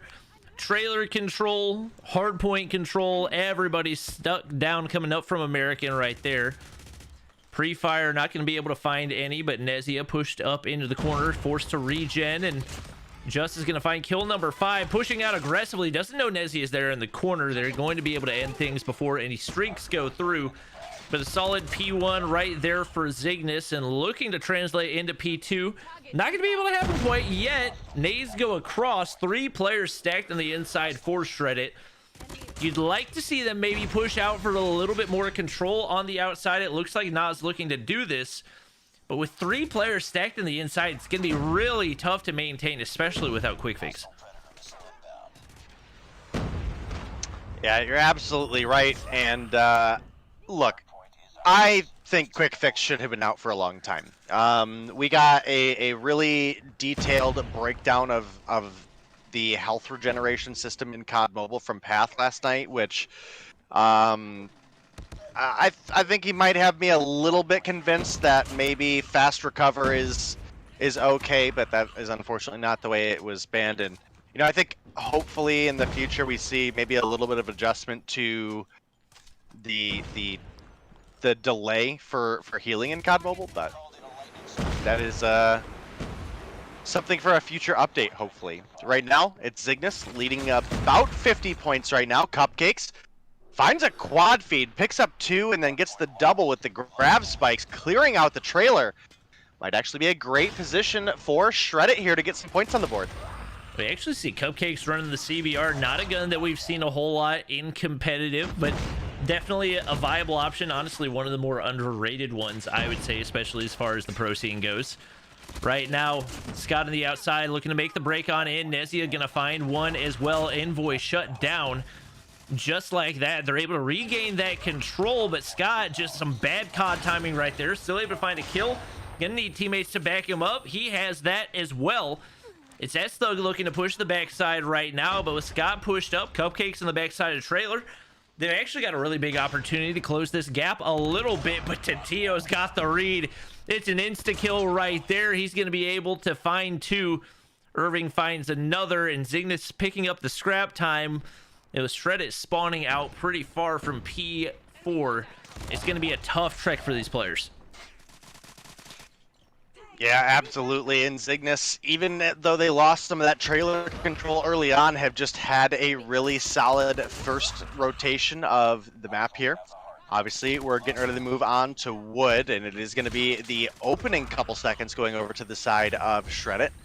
Maybe they can close the gap here. There's enough time on the board for them to do so, but Mboy pulls out the Death Machine, does find one through the wall, going to make the corner turn there.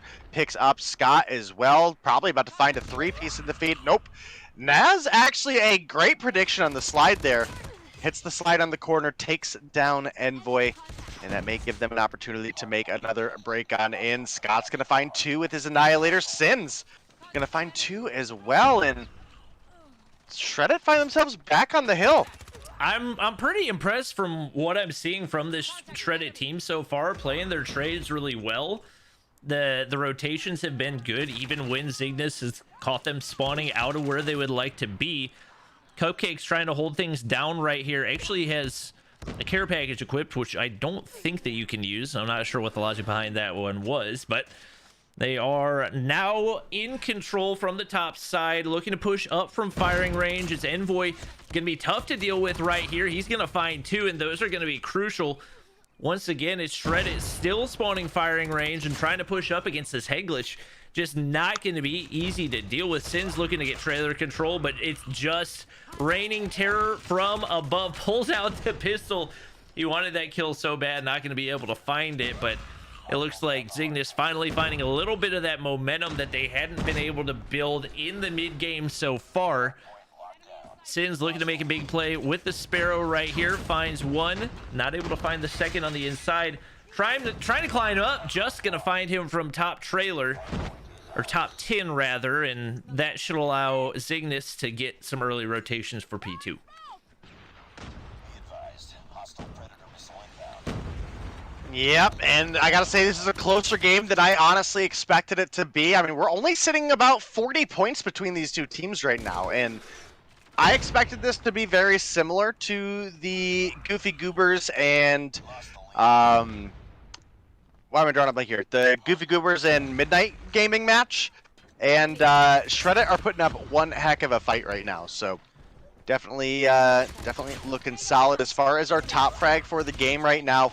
We actually have Sins doing well on the side of Shred It. He's got 19 and 20 on the board. Scott not behind at 17 and 21.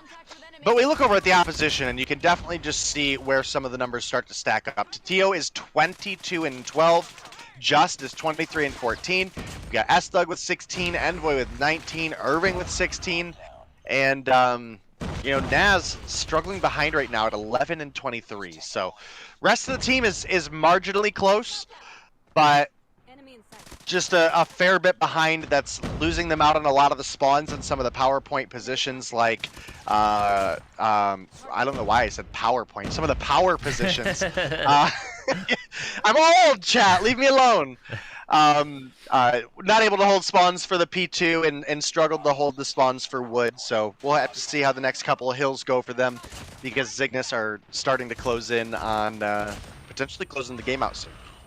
I'm a little bit surprised that this strategy is working as well as it is for Shred It, but basically their game plan is every single hardpoint, they're just going to 3-stack the inside and hope they can get the kills. It's actually works surprisingly well, and maybe that is because of the Bandit Quick Fix, where they're there to play for those trades, and because of that, it's never one player for Cygnus able to overbear and get the push all the way in. Scott can be able to find one with the Annihilator right there. Not going to find the second. It looked like he had the angle, but maybe just slightly off with the aim. Nezia going to find two on the inside of trailer. Once again, this Shred It team, the underdogs coming into this, staying in the game really, really well. S-Dug set up on a disgusting head glitch right there, and Sin's not going to be able to do anything about it. But the rest of the scrap time going to go in for Shred It once again. And even with all their players going negative, Nas double negative right now, they still find themselves in the game. Great hill for the side of Shred It. I, again, kind of amazed after the performances we've seen them have the past couple weeks that they are even reasonably in this game. I mean, They keep falling behind against Cygnus, and then they bounce right back into the mix. If they get a break here on Wood, maybe they can close the gap even more, but does look like Cygnus have a pretty good hold right now and actually have some really strong positioning set up.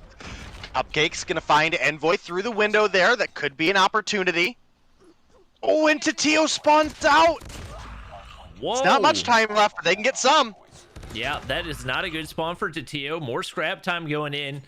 There are a lot of situations that seems like where this Shreddit team seems to be playing catch up, and I think a lot of it is maybe that they haven't been able to control spawns as well as they would have liked to, and a lot of that experience for Cygnus really showing itself right here. But with Nas pushing out, if he can get trailer control right here, it could be crucial. He's going to get taken out, but Sins hops on in right there. Irving not going to be able to get the timing for the trade, and now pushing back on in. Gravity Spike's not going to land. Wasted Sparrow, he's able to find one, but definitely could have gotten better value out of that. You got to wonder whether or not that was an intentional call in right there. Scott going to get shot by 2 players at once.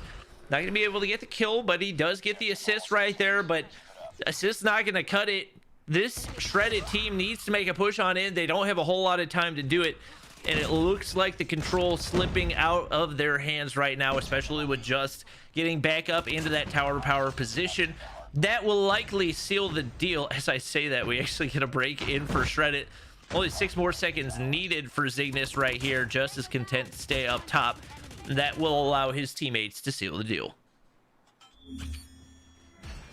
Yeah, 250 to 164 coming through for the side of Cygnus. And again, I got to say, Shreddit put up a much bigger fight than I expected them to. I don't know if the search and destroy is going to be as safe for them. Cygnus is a very strong search and destroy team. And again, they picked up a incredible sniper talent in the likes of Zai. Have lost out on Cheto. He's not on the roster at all. That is big sad for me. I miss Cheto, okay? I miss Cheto. Cheto is super fun and exciting to watch. I know he was struggling a little bit with the transition to phone. I don't know if that's still the relevant issue or if he's, you know, doing things in life now. Maybe someone in chat knows. But if you were going to have another Latin American talent fill in the shoes of Cheto historically from Mobile Mayhem, Zai's your guy. So I expect big things out of them here in the search and destroy, and well, I guess we'll see, because we're going to get into it soon. There is a fair bit to break down on this game. Again, the kills fairly largely in favor of the side of Cygnus, and if you look at some of the objective time as well, you can definitely see where it started to stack up. And Tatio, not quite a 40 bomb, just not quite a 40 bomb, but they were right on the cusp. And surely if this would have been another 250 to 239 or 242, whatever our Yo Mama 11 team matchup was, surely these guys would have broke 40, if not approaching 50. Yep, definitely phenomenal performance out of Cygnus, which is really what we expected to see. Dave, if you can talk for 1 more minute while I finish a bite of food. Oh yeah, we can roll through that. Coming through with the most hill time in the game was Envoy, coming through with 227. The next closest was actually Cupcakes on the side of Shreddit with 138 on the board. And you actually have some really well distributed time for both these teams. I would say Justin Irving probably could have afforded to have a little bit more time with their feet on the hill at 16 and 21 respectively, but they came through with the win. If you look over at the opposition, everybody's above 30. You have a couple players in a 1.5-minute range, and Naz approaching 45 seconds. So really well played by the side of Shredda. Again, they were pretty heavily outgunned, and there were several instances throughout this game where they really came through. And just to be completely clear here, like, that was a actually really good match, considering the kill disadvantage that they had. I'm gonna try to tally it up real quick and get that for you, but it's gonna take me just a second here. I'm specifically really impressed by Scott. He's a player who we've seen and heard from before. Seems like a good leader, but has definitely just been lacking in the gun skill and movement department. watching that one, I felt like he had improved significantly from the last times that I had watched him. And obviously, Shreddit did take the L right there, but felt like he was one of the biggest contributing factors for why they were able to get it as close as they were right there. It's part of the reason why we have 8 teams and not just 4 teams, because it's not all about just watching the best players all the time, but you want to have these other players have an opportunity to develop, and definitely love seeing that out of him. Listen, I'm a huge advocate of, even if your team's not doing well, you can individually show off your talent. And if you're on one of the lower end rosters, maybe you get picked up as a sub for one of the better teams in a later stage of the season or even a future season. And Washi on Explicit is a prime example of that, right? He came into the scene with a team, I think it was 8 Kings with IPNO. Team got spanked. Their first game in the scene was against Tribe. They got spanked. Washi dropped 40 kills. And then I think went into the search and destroy and put up 14. Like it was actually nuts. So even if you're on an unsuccessful team, always put your best foot forward. Make sure you're maintaining your professionalism as well. Even if you leave, I know it's been a big thing. And apparently there's, I don't know. I'm told there's a glitch going around that can make you skip the kill cam, but at the same time, people say that I got bugged, and then also say they double tapped the kill cam, which skips the kill cam. Not going to throw anybody under the bus there, but that has been something that has come up. So, those are things that a lot of the higher end teams and organizations that really take the scene professional are going to look at. So, I think that's a really big key factor. And, Scott is definitely one of those talents that has improved season to season. And I believe it was a 41 kill difference, by the way, in that last game. I know I told you I was tallying it up. So as close as that game was for a good chunk of it, you got to give credit to Shreddit. They played that really well.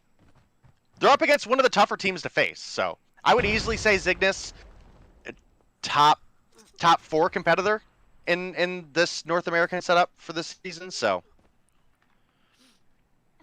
all right, we'll see what they can bring. It's gonna be Nas finding 2 off the start, and Shreddit looking like they're bringing their A game in the search and destroy as well. Seeing Zygnus pin back this early is not something that we're used to, and Nas got an angle on Irving, not going to be able to find a kill right there. He and Tatio going ahead and peeking out. Tatio running that unusual Arctic 50 class. Nearly had the read onto Scott right there, but it looks like that's actually going to allow him to wrap to either top red, and that's exactly what he's going to do right there. Irving now all alone, trying to find himself a 1v4. Nas is right there waiting for him, able to put a couple bullets into him, and Nezia has the read. Just an absolute beauty of a round 1 right there, and you got to give big credit to Nas for finding those opening snipes, but a solid start once again for Shreddit. Yeah, you're absolutely right. And again, Shreddit, I think, has impressed a lot of people here. Naz comes through with 2. Scott, the player you were mentioning, has really, I guess we were both mentioning, has really come up through the course of a couple seasons, putting up 2 as well. And we only had 2 kills for the side of Zygnus. We did have Naz drop, who actually just picks up a kill. Scott picks up number 3 for himself as well. Sin's going to come through and takes down 1 before falling. And this is looking like another round could go in favor of Shreddit. It looks like Nas has the read. Oh my gosh, this angle from Tatio, but it doesn't matter. Nas is gonna find the frag there as well. Zygnus has not been able to find anything so far. Is that they've only got 2 players with a kill. Irving the only one able to find anything. We got Scott on 4-0, Nas on 4-1. Shreddit just having every read right against the Zygnus team so far. They're going to go for a heavy A push right here. Irvin finally going to find the first blood for Zygnus to give them man advantage. Tatio looking to push on up. Some of that utility going out. Just finds Nezia. Esta on the cupcakes.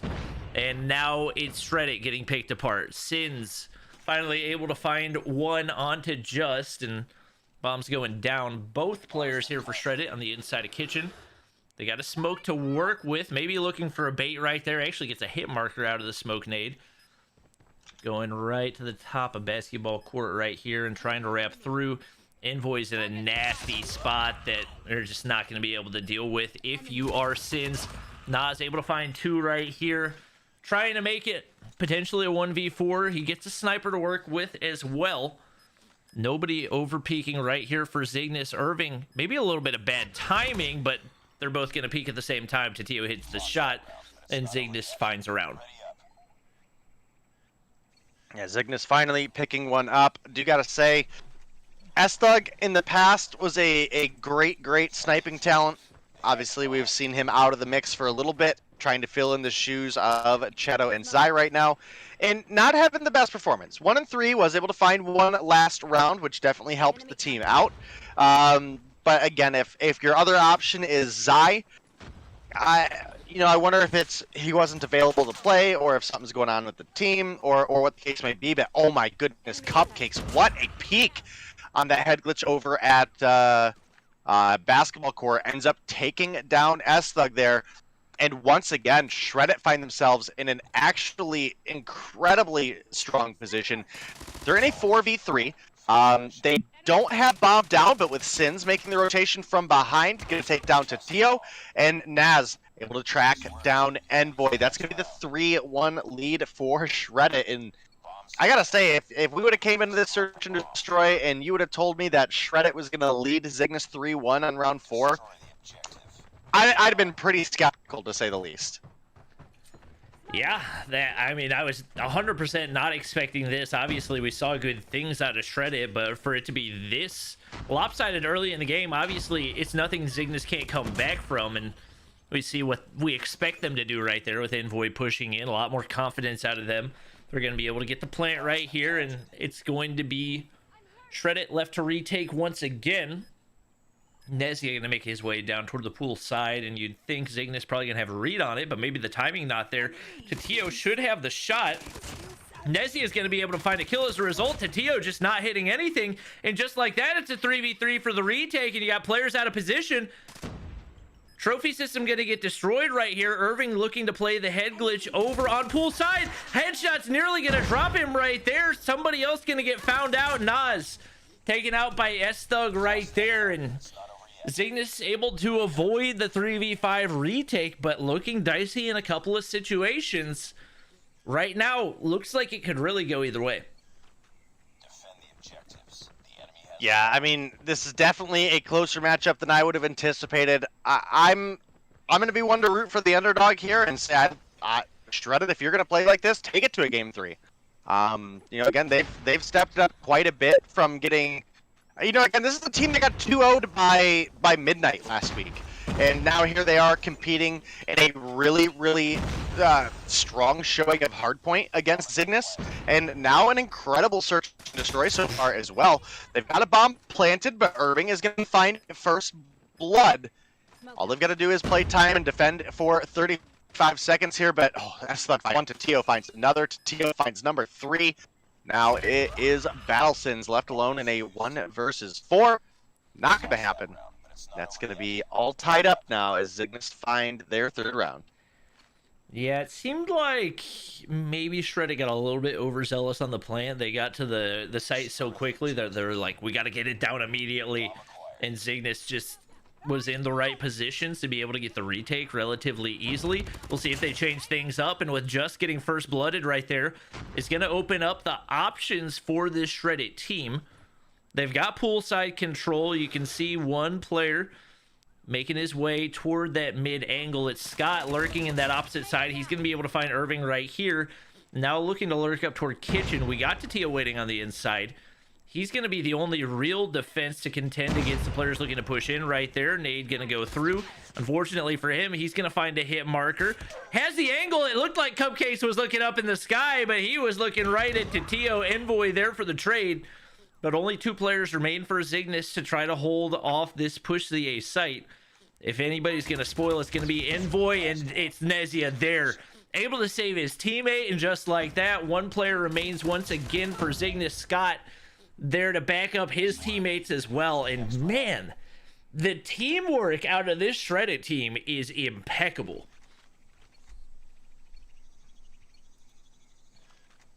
Yeah, I mean, I again am honestly shocked at how well Shredder are playing today. Again, especially looking at some of their games from just last week against some competition that I don't think is as strong as Ignis. Cupcakes finds Irving with the quick scope mid, gonna take him down, and Shreddit might be getting ready to go on match point here. S-Thug gonna find Naz, does bring it to a 2v1 trade in favor of Shreddit. S-Thug might actually be rotating into Cupcakes here. This would be rough. How often do you see a J358 kill? I cannot remember the last time I saw a J358, but I love it.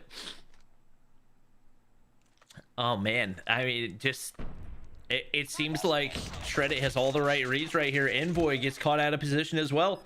Scott's gonna make life miserable for him. He's gonna get turned on, but now it's Envoy all by himself, looking to find himself a 1v4 right here. But bomb going down, gonna minimize his options pretty significantly. You can see Cupcakes lurking over just outside of Zigzag. Nezia working the head glitches over by Statue, and with Sins making the wrap back toward the B site. Nothing for Envoy to do right there. He's gonna get taken out, and it's gonna be Shreddit one round away from pushing themselves to a game 3.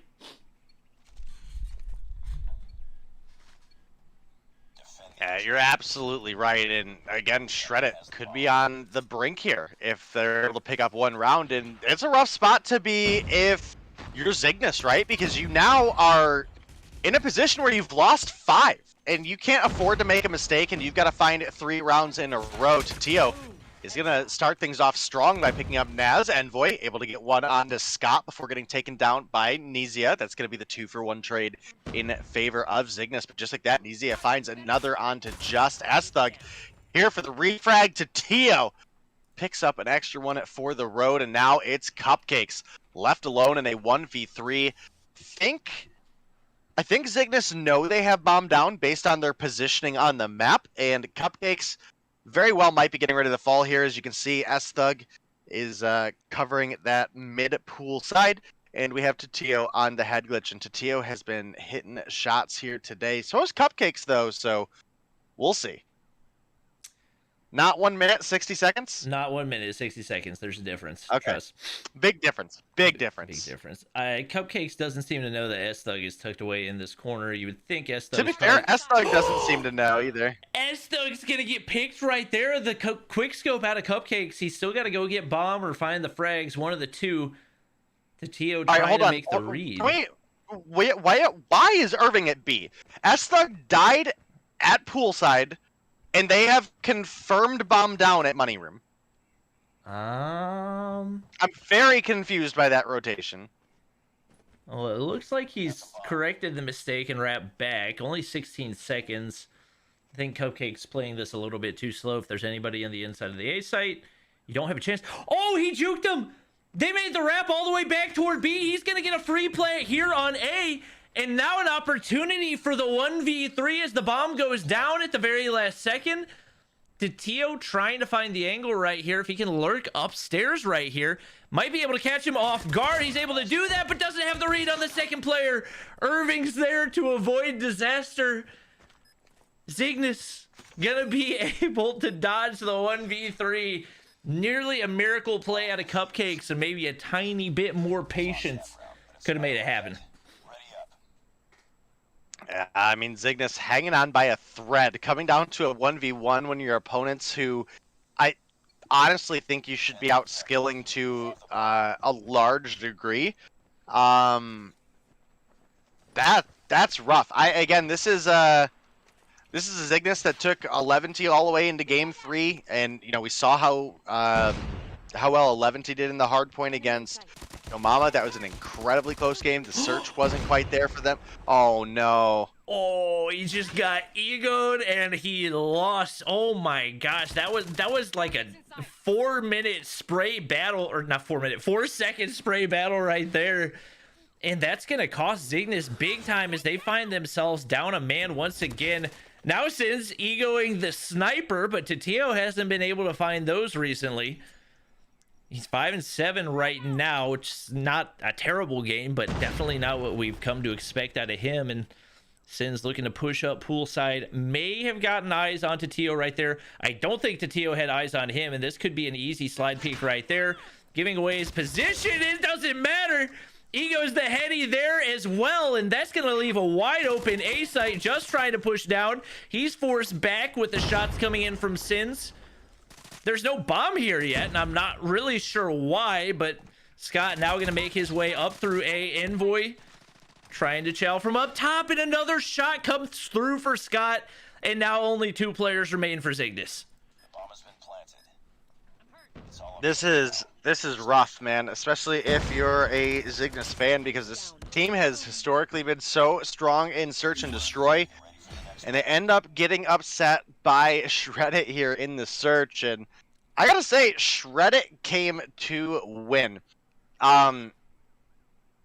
I still don't think Shreddit wins. I think there's no way they win the Dom, but I don't know, man. As close as that hardpoint was, maybe I'm gonna be eating a big old sandwich of my wrong words today. I'm just so impressed by this team right now. They came into this one underdogs by a very large margin, and they've really showed out right here. Just across the board, Nezia 8, Scott 8, Sins 10, Nas 9, Cupcake 6, and Cupcake's making a lot of really big plays for somebody that's bottom fragging for the team. It just didn't really feel like Cygnus played together there. It felt very disconnected from each other, and there were a lot of situations where they just got picked off one at a time because they weren't there to play for trades. Maybe a little bit more used to the quick fix meta where you can try to 1v2 somebody. It's just not going to work like that anymore unless you're able to pull off a god play. And right there, just the determination, the teamwork, this Shreddit team looking dangerous. Yeah, I mean, this is, I think, again, to just kind of compare where these two teams stand. Cygnus is the 3rd place team in the standings, and Shreddit are dead last. This is an incredible day of matches by Shreddit. As a matter of fact, let me pop open the sheets real quick and double check all the teams that Shreddit has played so far. Let's see, they had a bye on week 1. They got 2-0'd by midnight on Tuesday of last week. They got 2-0'd by Explicit on Thursday of last week, and here they are up against Cygnus, coming through, and again, pushing it to game 3 is not an easy feat for a lot of teams. And wow, man. Yeah, I'm really impressed by what we've seen so far. Looking really good and getting ready to go into the takeoff domination, which is not one that we see a whole lot. Actually, I feel like one of the only maps that we ever see a domination map banned is on takeoff. So it's going to be interesting to watch. It's one that can get flipped on its side very quickly. We don't have Crossfire or Hackney Yard in the domination mix anymore. That's the map rotation. Well, that's a season. win and a win. So I'm a big fan. Yeah, so that affords teams a little bit more diversity in what they ban.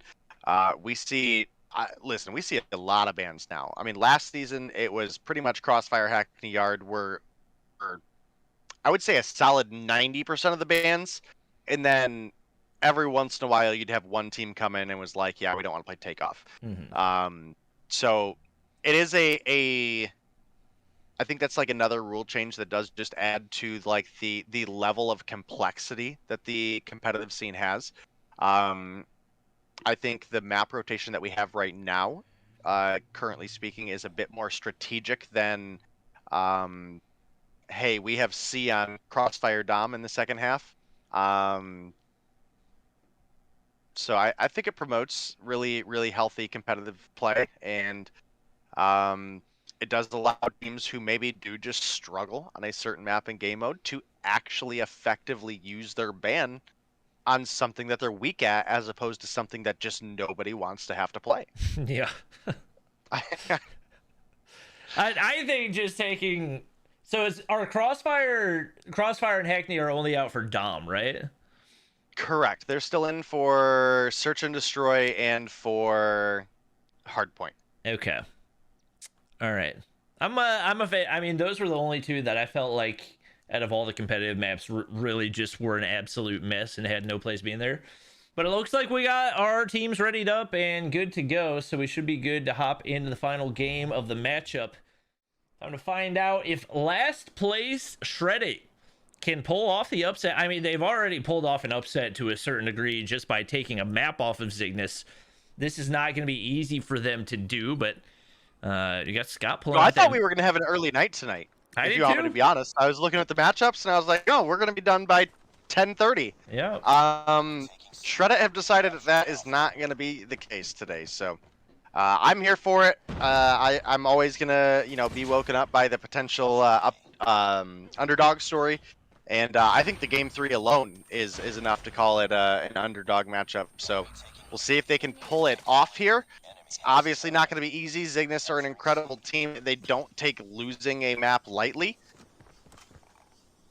And right now it looks like the AC are in favor of Shreddit, but B does go over to Cygnus, and if they're able to get a home flag, they could still be in a really decent position here. I'm a big fan of this push. Oh, Scott gets absolutely turned on over above C. He had the positioning, but not going to be able to maintain right there, and just looking to bounce back. He struggled in the search and destroy right there, and not looking to let that happen again. Nezia going to slide into that cubby. Sins there for the trade, and that's such a big part of why we find this Shreddit team in the position they're in, because they play so well together. You almost always find at least one person within walking distance of another, and whenever one gets really weak, the comms are there. They're able to find the trades. They're going to get picked right there. Right now, Scott trying to find something. One of the few times we've actually seen the M13 in play, trying to find S-Thug, but he's going to go ahead and back up, regen, and reload. And right now, they're looking to find some sort of chink in the Cygnus armor. Ever since the AC was shut down, Cygnus has been pretty well in control, and a large factor for that is that top side map control. Yeah, you're absolutely right. And as this game develops, we're going to be looking at a couple key players for each of these teams to maybe build up some streaks. I would say Envoy is in a key position right now, 6-1 for the side of Cygnus. And we'd really like to be looking out for the likes of Scott, but unfortunately, right now, nobody on the side of Shreddit is gaining any ground. Nezia sitting at 3-8, Scott at 2-5, Cupcakes 2-4, Sins 3-7, and Naz at 2-7. So it is pretty early on still. Obviously, you can have a rough start and make a comeback happen, but it is going to get increasingly difficult against a team like Cygnus. And one thing I do want to point out is we actually have Scott on an M13 right now, and Cupcakes once again on that CBR. So a little bit of a different in the mix, but I mean, for the most part, other than that, we're looking at 8 type 25. Type 25s. I'm too old for this. It's late. It's past my bedtime. I'm cranky. Right now, we've got the Shreddit players trying to make a push for C. They're not going to be able to get the flip. Keep in mind, we are going to 200-point domination, so the half ends at 100 rather than 75. They're not going to be able to close out on any of this progress. They do have 2 players over towards C. You would think probably we'll at least see a chance of that coming through, but 2 concussions going to go over top. Tatio shuts down that progress, and now Cygnus collapsing back onto C right there. Looked like more than anything, they're probably trying to bait somebody to go for that push to try to continue to build on these streaks. And right now, it's just Shreddit getting outgunned across the board. You got Envoy at 13-2, just 13-5. The only person remotely close to going positive is Sins at 8-10 right there. And somehow Shreddit's still able to get a double cap right there. But as long as you're getting outgunned this severely, you're gonna need to find some other way to make it happen. And with Nezia rounding the corner, Envoy with the perfect read. Right now, things not looking great for Shreddit. Yeah, not only not looking great, I would almost go as far as to say not looking doable. I mean, we have seen some second half comebacks, but when you're this far in the hole and the enemies are spawning in with streaks, I mean, we have a lightning strike for S-Thug, we have a pred for Tatio. a pred for Envoy, as well as operators available across the board for the opposition. That's going to be a big struggle to get a B cap for the side of Shred-It, and they desperately need it. They're 33 points in the hole. They have nothing for streaks. They do have a couple operators. They have an Annihilator, a Death Machine, Gravity Sykes, and Sparrow available. But if you want me to be honest with you, looking at the positioning on the map right now and the kills the way they're going, those score streaks are probably about to get pulled out to just prevent Zygnus from capping B momentarily. Yep, they're going to make that push on through. Envoy on top. He's got streaks to work with as well. That's going to be a pretty easy B cap for them. Cupcakes trying to peek the corner. All the gunfights just going in for Zygnus. If I had to guess, probably a little ping discrepancy going in. More than likely, that was in play for most of the games tonight. But it just looks like Zygnus is the better team, especially as far as respawns go. You got Tatio actually on a 9 spree right now. We'll go ahead and take a look at him and see what he's able to play for, and maybe if he can make something crazy happen. He's going to go ahead, call in both streaks right here. That's going to take out the player going for the A push. They've got the triple cap in play. Pred missile goes in there as well. He's going to call in a lightning strike, and at this point it just kind of feels like Shred-It's getting bullied. You got people split pushing for A and B. That's not going to make the cut. Tatio's using that thunder or lightning strike as a UAV, trying to figure out where these players are. He's going to get a whole lot of kills. It's just wait, can you use the lightning strike missiles one at a time? Oh my gosh, I think you can. I'm pretty sure he got like 7 kills out of that one lightning strike. Interesting. Losing Charlie. I actually didn't know that. That's something I might have to look a little bit deeper into. You think while we got a second here at towards the end of the game, you want to maybe jump in and give the Latin community a listen with Zygnus? Let's do it. Hopping into a listen in with, it looks to be your winners for the night, Zygnus. Muerto. Sí. Bueno ahí. Aquí tengo más, el médico, Muerto. Bueno ahí, papi. Uno más, muerto. Secret. Muerto arco. Caray. Go.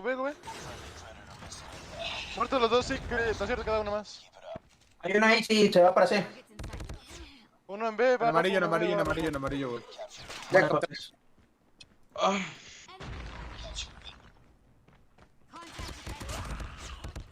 Uno pilares. Ahí sí. Y tickets. Pilares. Cabrón. Lost C. Amarillo. ¿Qué vergas pilares, mi hermano? Hola. Abajo rojo, güey, ¿qué es el anito? Bueno. Sí. Get ready for the next round. Ay, no. Well, to be honest, not really a whole lot of communication there, because it didn't really feel like they needed it all that much. It seemed like Zygnus was pretty much in cruise control, and I knew I was hearing Just voice because I was watching his POV and he just kept saying dead, too dead. Zygnus definitely didn't seem too concerned there in that matchup, as they definitely avenged their loss in Search and Destroy with a dominant win right there, with 3 players going triple positive in Envoy, Tatio, and S-Thug. And that is the Zygnus that we expect to see. Yeah, that definitely felt a little bit more like what I thought that matchup was going to look like overall. And look, I will time and time again for that matchup give credit to Shred-It for how well they looked in the Hardpoint and in the Search and Destroy, especially winning that Search and Destroy. But, you know, we came into the domination and this didn't even look like we were watching the same series, if you want me to be honest with you. Just drops 32.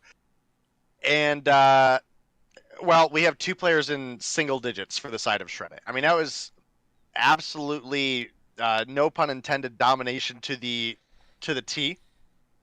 And, yeah, the over 100-point advantage going over to Zygnus.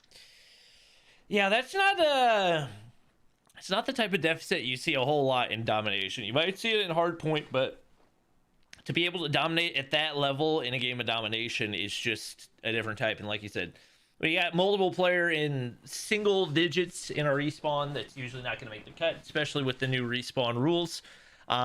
Definitely a great effort, like you mentioned, out of this shredded team, and for them to be coming out of last place, for them to even be able to take a map off of Cygnus. Also, Day, I was just letting you know we had the scoreboard up instead of your face, but it looks like you will be returning soon. People are saying face cam. I don't know if I did something wrong. Maybe somebody that's behind, but either way, that is going to lead us into our final matchup of the night, and that is going to be Rain versus Explicit. I know you mentioned this is another one you're excited to see. I have hopes. I fully think Explicit probably just win. But I want to see this new Rain roster against a little bit more difficult of a team. They did beat Midnight Gaming on Thursday. But if you want me to be honest with you, that was an interesting series to say the least. So, Annabella on Midnight Gaming, aka Dibenji, was literally AFK for the first like 5.5 minutes of the hardpoint, and they won. Midnight Gaming won with an AFK. The search and destroy was Midnight Gaming's to win, and they threw, and then there was just, I think, so much frustration within that team. Again, we jumped in with the voice comms with both teams in the domination. I think there was so much frustration in throwing the search and destroy that they got under each other's skin and lost themselves at the dom. So Rain have a much tougher matchup tonight, but they've now had a little bit more time together as a team since the major roster overhaul. So I'm hoping that kind of discombobulated, honestly, just being a little less tilted win than your opponents from last week wasn't the best showing for them. And I'm hoping up against Explicit, even if they lose, I hope they show improvements like Shreddit did today against Cygnus. Yeah, that's definitely one of the things you love to see, is especially as some of these players move from rookies to sophomores to juniors, however you want to articulate it. Actually seeing that improvement and seeing them move into more competitive rosters is one of the things we love to see at Mobile Mayhem. Obviously, Explicit's going to be a tough matchup when you got the likes of Solo on a roster. That alone is difficult to deal with. And this is a team that surprised a lot of people in Stage 5. Now, obviously, it's not entirely the same roster. But that being said, there's so much potential on this roster, I think. And definitely one of the rosters that I expect is going to be constantly moving up toward those top spots throughout the year in Mobile Mayhem, especially for North America. Yeah, and I actually do see another recent addition to the Explicit roster, and that is going to be Law, who I'm unfamiliar with, but there is a note that says it's a player in Bolivia. So that's interesting, to say the least. That is very far away. Yep, and the note says maximum of 1 out-of-region player allowed. So that would be Law, I guess. All right. Well, we got an up-and-comer. I don't think I've ever seen a Bolivian player, so hopefully... I can't imagine their ping will be very good. Yeah. I mean, if they pop off, you got to give big-time credit there.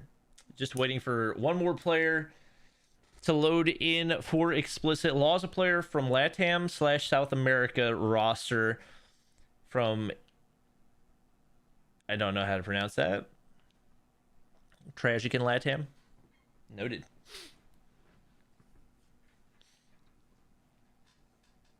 Looks like maybe iTitan. Oh. Maybe? Don't know. Look, dude, South America is a long way away. It is. that is a long, long way away from NA. So, again, can't imagine the ping is too solid there. I mean, I would imagine probably half the LATAM games, the ping is probably not that great to Bolivia. If you start looking at where the Mexico servers are located, might as well be NA versus LATAM at that point. Yeah, we'll go ahead and run through the maps and bans before we hop into our final game of the night. Match of the night, rather. Explicit banning Search and Destroy on Hackney Yard. Rain banning Hardpoint on Hackney Yard, so we won't be seeing any Hackney Yard tonight. It is going to be Raid Hardpoint for Game 1, Firing Range S&D for Game 2, and Standoff Domination for Game 3. I'm seeing S67 Leon. Is that former Tribe/NYSL Leon? Correct. Oh, all right. Another solid addition on the Explicit roster. Chat, we know that's in Latin America, and there are Latin American teams in NA, but the Latin American teams in NA are very much not as far south as Bolivia. That's my point. All right. I could be wrong. The ping could be the same. I don't know the way the server works. I would imagine, again, that's way further away than anybody in our normal group of LATAM players that play in NA. But servers are weird. So I believe most of the LATAM matchups, like when they get servers, it's usually Mexico City. So I'd imagine that's pretty long travel for Bolivia ping. But also, if you got fiber, then who knows? You'll probably play on anything, just about. Chaos on the way into P1 right here, and Genic lands a couple shots, not able to get the kill. It's Losty there with the first blood, and a whole lot of frags going in off the start right here. We actually see Solo rocking the sniper off the start. Losty's gonna pick it up. He wants to ego chow top red right there. Not gonna be able to land anything, but it's Rain looking really solid off the start.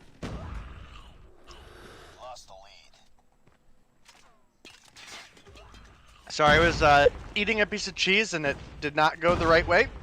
So we're alive though. We're here. And Beetle, can we talk about that kill feed for a second? Gets a frag for the first kill, gets a nunchuck kill for the second kill, and then turns on the third player with the Type 25. Whoa. That was actually kind of a nutty feed. But as we do start getting set up for P2 here, you can definitely see the fight over those backside kind of jungle / stairs spawns right now. They are in favor of Rain. So I almost wanted to call them Storm because of Yawn, but Rain gonna have the advantage in the spawns, and you can see that we're trying to get a push in by Explicit, but even though they're finding a couple kills on the hill without having the spawns, it's just honestly been a continuous rain of enemies coming into the hill. But they continue to win the gunfights, or at least temporarily. Veteran gonna find the double before getting taken down by FaZe. They finally get the spawns, but I mean, guys, it's about time to get set up for P3 at this point. You can see Solo has made that rotation over there.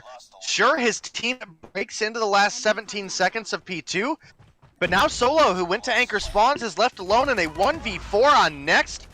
Somehow Yawn does spawn out, but we've got 4 players set up in garage, and this can be a difficult hill to break. Yeah, it seems like maybe the communication lacking, or maybe just the chemistry. I don't know which it is, but definitely a questionable play right there that's going to put a lot of pressure on this Explicit roster to now break one of the more difficult hard points. Couple frags coming in, but FaZe's all alone. Fortunately for him, he's got an Annihilator, but it doesn't matter. And who else but Solo there once again to counter, as he's going to stay alive on the hard point. He's got a death machine to work with. No streaks to his name as of yet, but looking to build some of those as he's on a 3. If he pulls out the death machine, might be able to find some more, and Leon getting a couple in the feed as well. He's looking pretty solid here in his return to Mobile Mayhem, already out at 15 and 9.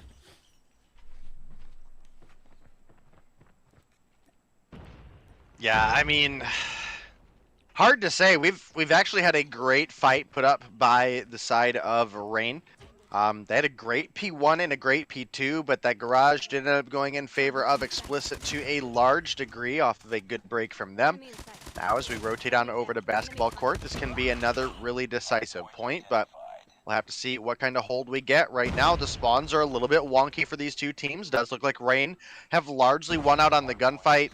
And as you can see, Beetle spawning in the back corner of the basketball court just to almost get knocked by the Pred missile. Does get the trophy system out in time.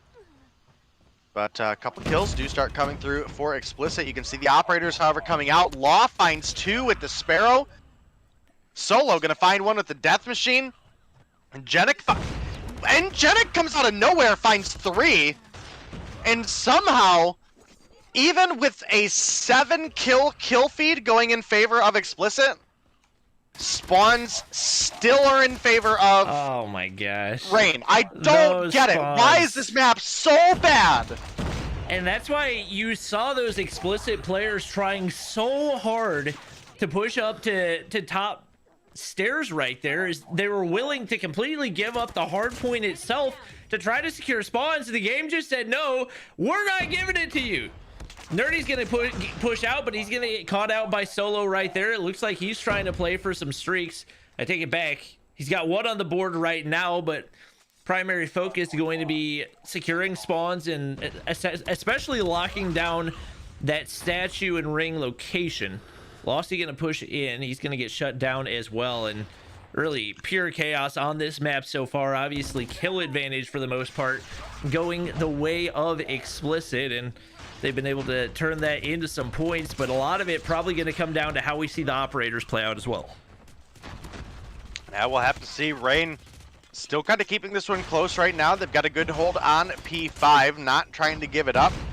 And there's enough time on the hill for them to substantially close the gap that was created. And, you know, again, I think they got, honestly, grace spawns that I don't particularly think they deserved on that basketball court, but as a result, they're able to really limit what Explicit was able to do while picking themselves up some points of their own. And, you know, off the back of a good P5 hold there as well, we're now looking at only 20 points separating these two teams at the end of our first rotation. Now, as we move on over towards P1, we're going to be back on rings for the reset, and Explicit are in a great position. There's a ton of head glitches you can use to your advantage here, and this could be a very, very promising P1 for Explicit here.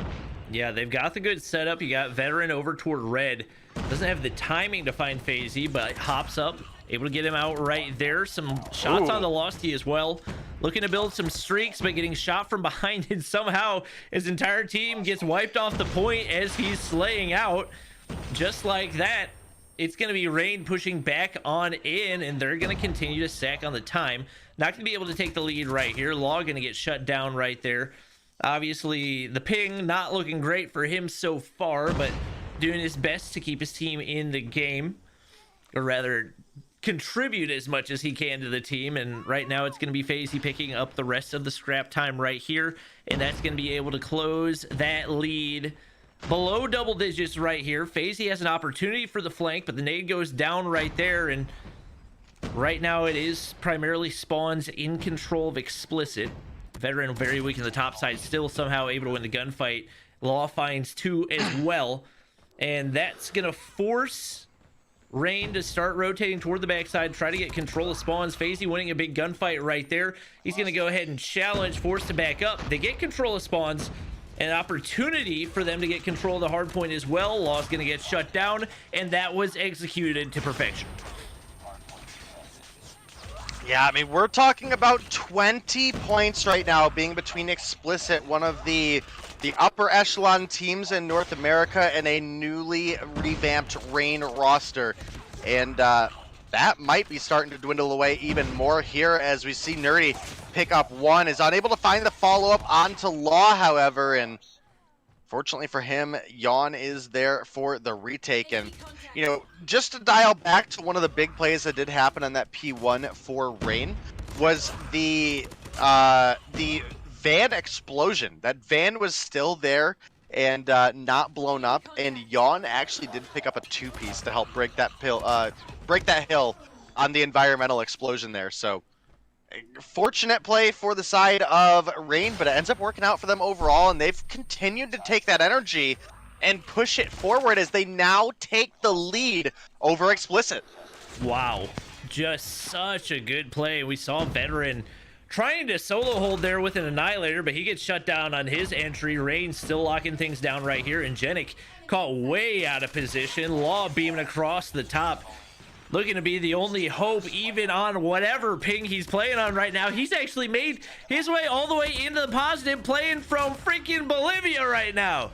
He's laying out. He's on a 5 spree, very close to a Pred missile, and likely looking to play for some more streaks as he secures the scrap time. And actually a lot of scrap time right here, as we've still got Rain players spawning right next to the hardpoint. They don't want to even push for it. He's going to get that Pred missile, calls it in. That's a double for them. Now an opportunity to build for even more streaks.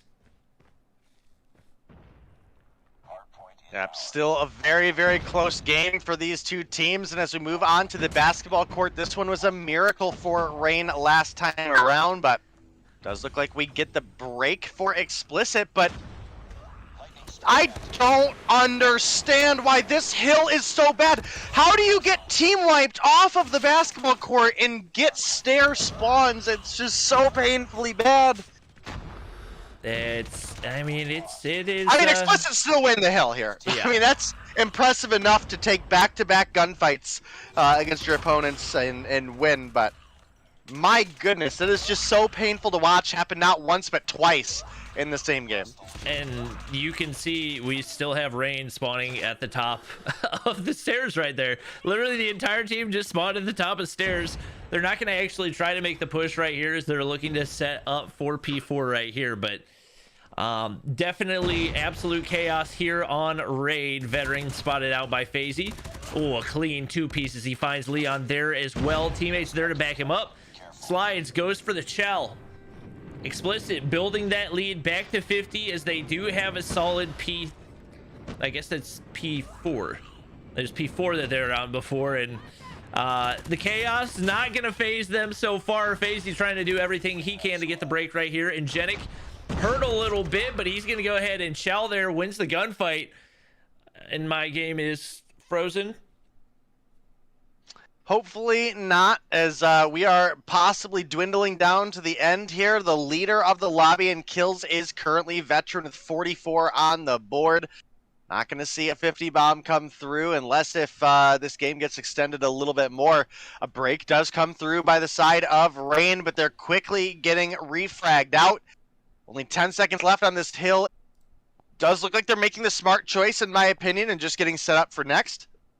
And it's great for them because they really have nothing to lose by getting set up for next. Their opponents can not afford to give up the trickle time at the end of P5. And Genic comes through with 3 in the feed. Leon finds number 4, and sure enough, as the hill opens up, it is over in a long, grueling match that, if you want me to be honest with you, I think shouldn't have been as close as it was. I think COD Mobile in particular maybe took a anonymous donation from Rain on some of those spawns, but it ended up being a pretty decent game. I am restarting game loop right now. It decided it just didn't want to relaunch the game right there. There's no way you missed the end of that game. I missed the end of that game. All right, here, let me I don't know how the quality is going to be on this, but I'm going to throw up the scoreboard in Discord. Oh, I can't do that, can you? I'm amazing. Hold on, I got this. We're on OBS. Where's my game scene? Chat, how are you gonna blame me for the game crashing? How is that in my control? All right, listen. If you pull up my camera on full screen, I have the game. All right, let me browser add. What's the last one that I add? Browser 3 probably? Nope, not browser 3. I should have named it browser 2. What the frick? Webcam duo. Oh, the name of it is Day. Duh. Should have known that. under browser source, yeah. Uh-huh. That would have made a lot of sense. Transform. Fit screen. Transition. All right. This was our final scoreboard, courtesy of Day. Thank you very much. Yep, definitely coming through solid in our game here. You know, as I was mentioning, unfortunately, you guys didn't get to see the end of the game there, but we did have Veteran come through with 45 on the board, Law coming through with 38, Leon with 37, and Genic 32, and Solo coming through with 30. And honestly had some pretty solid numbers for the opposition as well. Yawn put up a 40 bomb on the losing side here. FaZe with 33, Nerdy with 30, 27 for Beetle. As you can obviously tell, things did fall off a little bit harder, and I think it's kind of hard to see on your guys' end, but it's 25 coming through for Lost. You should be able to see it on this screen as well, and having this screen open will also help me get the stats for later. So we'll definitely be looking forward to this search and destroy. I think there's definitely an argument after such a good game by Rain that, you know, listen, after Shreddit took Zygnus to game 3, I don't want to count Rain out here. I'm cheering game 3 all the way right now. Yeah, I would say this matchup is likely going to be closer. I mean, I feel like these two teams are much more evenly matched than Zygnus and... What am I trying to say? Zygnus and... What was it? Midnight Gaming? No, Shreddit. Than Zygnus and Shreddit were. So I really believe anybody can win this one. Obviously, Solo is an absolute monster in Search and Destroy, but there's a lot of really young talent that is on this Rain team that I know can step up in a big way. FaZe definitely going to be one of those people to watch out for. I'm excited to see what they can do here in the Search and Destroy. All right. Well, I guess are we all done with I'm back in. Yes. Okay. Yeah. So if I switch over to my camera, my whole face isn't gonna be your stream? Correct. All right. Lit. We're here But for that it. wouldn't be the worst thing in the world, you know? It might be. My hair's pretty wild. I was gonna get a haircut today, and I didn't make it after work before you're up, so we might be getting a buzz cut after the stream today. Who knows? But we're getting ready to get into our next game here, guys. It's going to be a firing range search and destroy between Explicit and why am I drawing a blank here? Explicit and Rain. I'm so used to Rain being Meralto's team that not having Meralto on the roster anymore is really weird to me. Well, they might end up missing Meralto right here if they don't have a sniper counter and everybody is leaving the lobby, so you guys get to see our faces again. Nice work. Get ready for the next Who is the Bolivian? That would be Law on the side of Explicit, who is apparently playing on 80 to 90 ping, I think I saw in someone say in chat. That is what we're being told. So, coming through, dropping 38 on potentially 90 ping in a pro scene game. Pretty solid. Pretty solid, if I do say so myself. Admins, please don't start the game yet. I'm still waiting for the end screen to finish. I think we're all waiting. Okay. Well, I'm just saying that because last time this happened, they went ahead and started, and I didn't actually get into the game. I might have to restart a game loop. Again, wait. Oh, never mind. I'm on the way out. It does that for everybody. It's not just you. All right. Now I'm ready to go, so you can start whenever.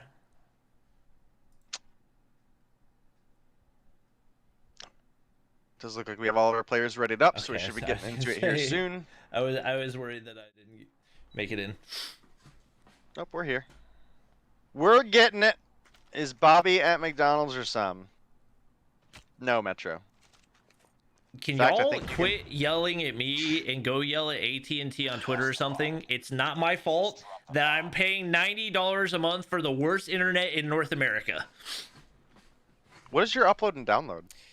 50 down, 10 up. What? Yep. No shot. I had to pay extra for my internet to not be capped. I didn't even know that was a thing for home internet since like 2003. Oh, well, of course. You know they're going to milk you any way they can. Uh-huh. Leon. Well, that's rough. But getting on into the game here, we do have first blood for the side of Explicit. They make it 2-4-1 as Solo and Leon open things up. Lost, he was able to get one taken down before he was taken out. Leon going to find FaZe. Devil does actually come through with the kill onto Solo. I don't know as much about Devil on the side of Rain, so if he's going to step up and be the sniper for this team, definitely got to imagine he's got some pretty big shoes to fill in the likes of Moralto. And, well, this round ain't it, as we do have Explicit coming through with the one round lead, looking to close things out in 2-0 fashion. Yep. It's definitely what we expect out of a team like this. And Leon pulls out the Arctic 50 with a 4 times, I believe. So it looks like maybe the Arctic 50 becoming a little bit more prevalent in the North American / LATAM scene. Not going to find an angle right there. Devil going to go ahead and back up. And right now, had the angle, but not the timing. Nerdy's going to go ahead and back up there as well. Devil on the inside of bathrooms going to try to peek out right there, but Yawn very narrowly dodges a bullet. One player down for each team. Now the bomb looking to wrap back toward B. 1-for-1 trade to open up this round. Can Rain bring it back and tie things up, or Explicit going to continue to take the lead? About 1:10 left on the board as another 1-for-1 trade comes through. Law is able to get the snipe onto Devil, but Yawn is there for the immediate refrag. And now looks like the bomb plant is going to come through. Nerdy's going to get that one down. I hate that we missed comms with Rain for game 1. Let me tell you, go back, watch the VOD from last week. Nerdy, absolutely hilarious comms. Oh, it was amazing. I'll have to find the clip for you. It's so good, so good. I'll definitely have to take a look at it. Time's ticking down. Only 23 seconds for the retake right here. Leon trying to push in, pistol in hand, but right there in the corner is Nerdy, and now all the pressure on for Solo. Not going to be able to land a quick scope. That's going to be the end of the round for him there. It's Rain tying things up 1-1 and doing a solid job of defending against the retake right there, especially against an experienced team like Explicit. Not easy to do, and you got to think they're probably going to start throwing some more looks towards B. Yeah, could be the case as things are all tied up. Got 3 more rounds if you include this one in the half, and we'll have to see which team is going to come through with the advantage. FaZe with a well-placed nade into the window of trailer, but nobody over in that corner, and instead it's going to be Solo taken down 2 before he gets fragged out by Yawn. We still have bomb in the hand of Yawn, so at least if they make that rotation over to B, they don't have to pick the bomb up from a well-covered A or mid or trailer. And, you know, that's one of the factors that I think me and Verdict have really hit on for a lot of teams lately is managing the path in which your bomb carrier takes. Because it seems like too often, especially in North America, we see bomb carriers die in just the most inoptimal places. And, you know, at that point, it didn't even matter. Ingenic comes through wood and picks up 2. But, you know, for example, if your bomb carrier dies mid on firing range, like, round over, right? That's the reality. 100%. No question about it. We'll see if we maybe see some adjustments on that side of things. Nerdy gonna go top wood right here with the bomb. Nade going in to check on the inside of trailer. Nobody there. And after things backfired a little bit, back to what we typically expect to see in a more passive push. We actually see one player pushed all the way up into wood. And Jenna gonna go ahead and back up, not trying to take any risks. Had Yawn gone a little bit to the left, actually would have found him and probably the kill right there. It looks like a battle of the wall bangs, but just not the right spot for either player. And he's still spraying away even with the pistol. He's not going to get the information right there. Ingenic going to go up to a hop-up spot right here. And if you're Rain, you got to find some map control and you got to find it fast. Yeah, you're absolutely right. Bomb is in the hand of Nerdy. It's still a 5v5, but half of their time has diminished, and now it's going to be them really fighting against the clock here. And if you look at the defensive positions that we have on the side of Explicit, I don't think there's really a reason Explicit should lose this round. But I guess we'll have to see. FaZe gonna miss a key shot as players are crossing over towards mid. You have to imagine that call out's gonna be coming from the side of Explicit, that they're at B, but this is the latest rotation to B I've ever seen out of a player. Veteran, my dude, why? Bomb has been planted. Yeah. Yikes. I'm not sure about this move right there. Watch this team get picked apart just to go for a flank that right now everybody on the opposing team is expecting. Devil probably could have had it right there. You've been able to land the shot, and now he's got 4 players to contend with and not really a whole lot of time to do it, so might as well just go Chell. He gets one right there, but now they know his exact position. And if you're Rain, there's no need to worry about going for a flank or anything. Somehow he is able to find 2. FaZe finally going to find the shot right there. And to be honest, that took longer than it needed to. But Rain, good execution right there. The B site working pretty well for them. A little bit surprised we didn't see them go for it back to back as they find a way to tie things back up at 2-2. The enemy has the bomb.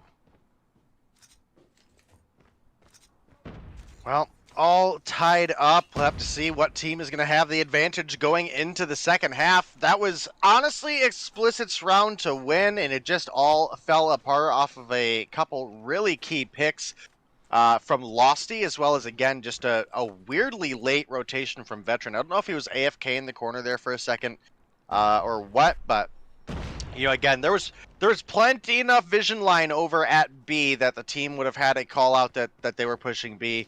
You would have liked to see that rotation a little bit earlier. Maybe he's able to come through and save a teammate, and the numbers look a little bit different then. But you know, it's the ability to capitalize on some of those mistakes and learn from them as you go. And you know, we're once again, this looks like honestly the exact same round we just watched, except for Veteran and FaZe have switched positions. It's now FaZe deep side of A in the exact same corner that Veteran was in, and Veteran's on the head glitch that FaZe was on the back side of B. Yeah, seeming a little bit predictable for Rain, and to be honest, a little surprising they were able to win that round. They're just way too late in the clock right now. 35 seconds and you had not made an inch of progress toward any direction. You let Solo pick 2 off on the way to A, and that's probably the end of the round right there, unless Explicit finds just an absolutely monstrous throw. Devil trying to push in. Losty's able to find 1. You would think that Explicit has the read to defend right here, but they still have a player all the way over. Nice shot, Law. And looking to wrap from the back side. Veteran might be able to make the play right here, but he's actually gonna make the play back toward Wood. Leon pushes on up. 1 player left. Losty picked off, and that is how you'd like to see Explicit play that situation, capitalizing on the late push, and they retake the lead. That was a much tighter play from the side of Explicit. And again, once they had commit on that call out towards the A side when Solo got those 2 kills, I like that we saw the team actually rotate A and help defend that site. Law again came through with a big snipe underneath the trailer. There was a pretty decisive factor, and you know, we'll have to see if they can repeat it. Law finds another, and Jeddick picks up 1 as well. I don't know how Veteran survived there. There was a player tucked in that corner that he didn't even look at, and I guess they just got the wall bang or maybe the right slide peek at the right time. But that's going to be huge for Explicit once again as they get a free A site.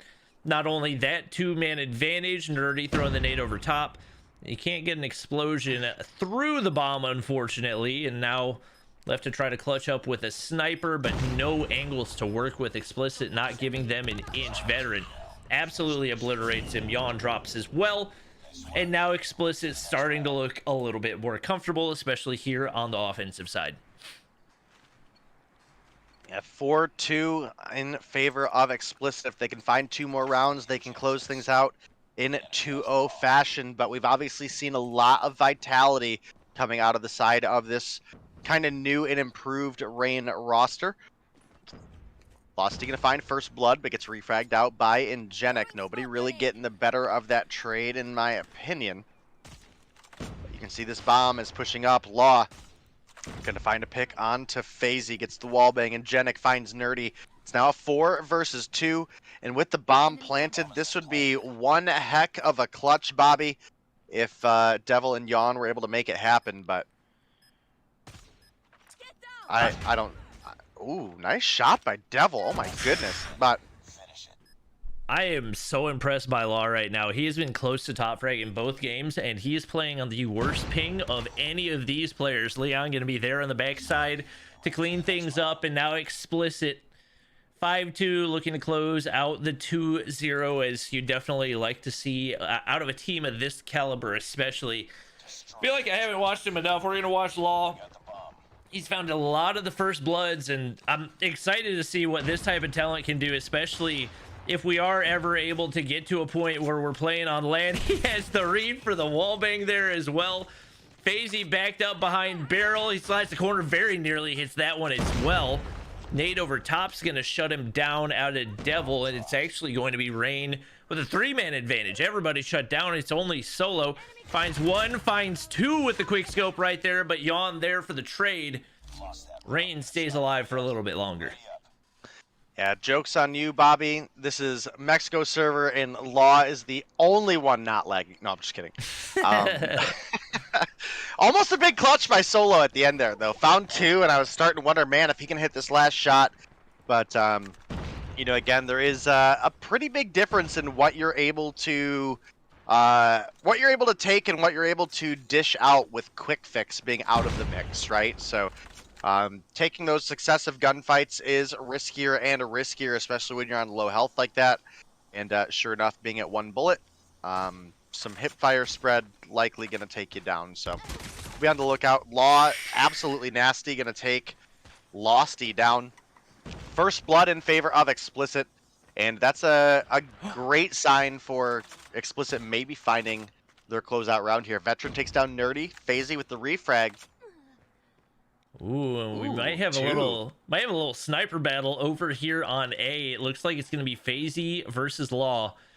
Law nearly had his number on that little slat that you can see through, but wasn't quite able to find the angle. FaZe making his way up toward trailer. Devil topside. He's going to get picked as well. Got to aim a little bit higher if you want to take out Law, and now he's looking for a 1v3 of his own. Bomb is down. Looks like top side of wood right here, and FaZe likely has the raise. Actually going to be bottom side. Not able to find the angle quite yet, but with a Type 25, a little bit more workable. Only 30 seconds to work with, though, so you got to move quick. Pulling out the sniper and hoping for a miracle. Had the angle at a Yawn, but just not able to get it to land. It looks like FaZe's going for the wrap right here. Is the timing going to be there? It is there. Yawn from the top side. Back-to-back rounds going in for Reign, and looking like they might be able to pull off the comeback. Well, they found 4, so certainly they can make 2 more happen, but it's obviously been a long, grueling battle, and one where I think they've actually excelled quite well. So we're going to see as things continue. A good smoke mid for the side of Explicit is going to allow them to make the pass. Solo going to find a literal frag onto Losty to open things up, and now you can see nobody in position for this defense for the side of Reign. This is a big yikes. Fortunately for them, FaZe hits shot number 4, taking down Leon. It's going to bring things to a 4v4, but with 35 seconds on the clock, needing to find 4 kills and Solo still being a factor, it's not looking great for Reign. Yep, you got Law on the backside as well, watching any type of flank that could come through for Reign. Nerdy and Devil trying to make the push from American side, but Veteran's going to find the pick there. Any cross likely to get shut down. Nerdy goes ahead, peeks, shots go through, no regen going to happen. And that is a clinical closeout right there, as we see Explicit secure the 2-0 victory. They get the 6-4 to win in the search and destroy, and another big chunk of points to add to their Mobile Mayhem standings. Yeah, definitely. Definitely, again, the outcome I expected, but I got to say, Rain put up a great fight. Now, granted, the Hardpoint, I think they got maybe a little extra favors on the respawn side of things, on specifically every one of the basketball court points we saw. Um, they put up a heck of a fight on way more than those 2 points as well, and then obviously the search and destroy going all the way into around 10 is absolutely solid as well, and that's gonna have some big implications on the scoreboard because Explicit are in a very competitive upper half of the bracket, and obviously Rain again kind of new and seemingly improved roster. I mean, that's tough to say when you take Moralto out of a roster, put in a couple other fairly rookie-ish players. And I just mean that by time in the scene. You know, you look at the likes of Moralto, some of the players on Yo Mama, Goofy Goobers, Cygnus. This is definitely a younger group of guys in the scene, right? So, it's definitely interesting when you take out a sniper talent like Moralto and try to call it an improved roster. It seems to be working out better. So for Rain as a team, big kudos there. Picking up Devil was clearly a big play. 9 kills on the board for him, 9 for Yawn, 6 for Losty, 5 for FaZe, only 2 for Nerdy. And let me tell you, I have been getting hyped by chat. They're always like, yo, Nerdy is goated. He's actually going to be, probably rookie of the split. I don't know if I'm just getting trolled or what, but I just have not seen it yet, guys. I got to see it. But you look over at the opposition, 8 for Veteran, 11 for Law. Again, playing on easily the worst ping in the lobby. 10 for Solo, 6 for Ingenic, and Leon is going to secure the 10-round win for Explicit. Yep, that was a great showing from them, and definitely one of the reasons that we see them up toward the top of the standings. That moves them up to 55 points, which is going to tie them with Yo Mama and Goofy Goobers up at the top of the standings. So definitely a lot of teams. Hold on, pause. Due to the uses of Disable perk on Veterans Type 25, Explicit is DQ'd for the Search and Destroy, and we are going to a Game 3. Oh, I was not expecting that. Okay. Yeah, chat's going to probably rag on us for that because of delay, but, yo, we got this. We got this! All right. DQ... playing game 3. All right. Well, fortunately, everybody stayed in the lobbies, so it looks like we're going to be playing our standoff domination. Yeah, I do think, again, due to some of the more recent rule changes, there is a lot of likelihood of a couple players maybe not getting all of their classes changed. And I don't think he did it maliciously. It was probably on a class because it was strong, and then missed one coming into Mobile Mayhem, right? Switch over to a class, and I think I said this during EU as well, because we had a team DQ in EU for accidentally having quick fix on their class. Again, I don't think it was done maliciously. I just think all of these players have their classes set up, and chances are, in the EU sense of things, probably every one of them had a quick fix. Same kind of situation here. I'm sure your multiple different, slightly different Type 25 layouts probably all had Disable, because Disable is grossly unbalanced right now on ARs. Yeah, ARs and LMGs. You can make people's lives very, very not fun.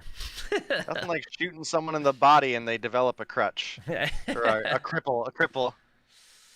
A limp. Yeah. Well, we got all of our players here, so we should be good to hop into the final game of the night pretty soon. And everybody's trolling I was gonna say trolling Disable in chat, trolling Veteran in chat. Should Veteran making it more interesting for chat. Yo, regrets. You got it. Exactly. It was all according to plan. Trust. Bobby writes the script, guys. Blame Bobby. YouTube chat is asking why disable is banned. Because it's too strong. It's too strong, and these are rules voted on by the players. So Yes. for YouTube chat, on ARs and LMGs, and I hate that I'm telling you this because everybody in ranked is gonna hate you as a person. But disable works on all hits on ARs and LMGs, not just legs. It's okay. They won't use it unless Ferg tells them to, so we're good. All right, lit. Yeah. Looks like But I bet you they'll use persistence. they will indeed use persistence. That is I feel like even Ferg does not condone the use of persistence. That's 100%. I mean, that's the reason. Persistence is the reason that Ferg and I don't play ranked anymore. So fair enough. All right, hopping into our final match of the night. It looks like we might see some PPSH gameplay out of Solo right here. I definitely want to see this. Taking Alpha. We're capturing C. I mean, he's been crazy good with the PPSH. Is this a legendary skin or a mythic skin? It is a legendary skin, and oh my gosh, Losty got absolutely obliterated, and then in turn, so did Solo. So no B control off the start. Veteran pushing up to statue, finds one. Shut down by Yawn from the backside.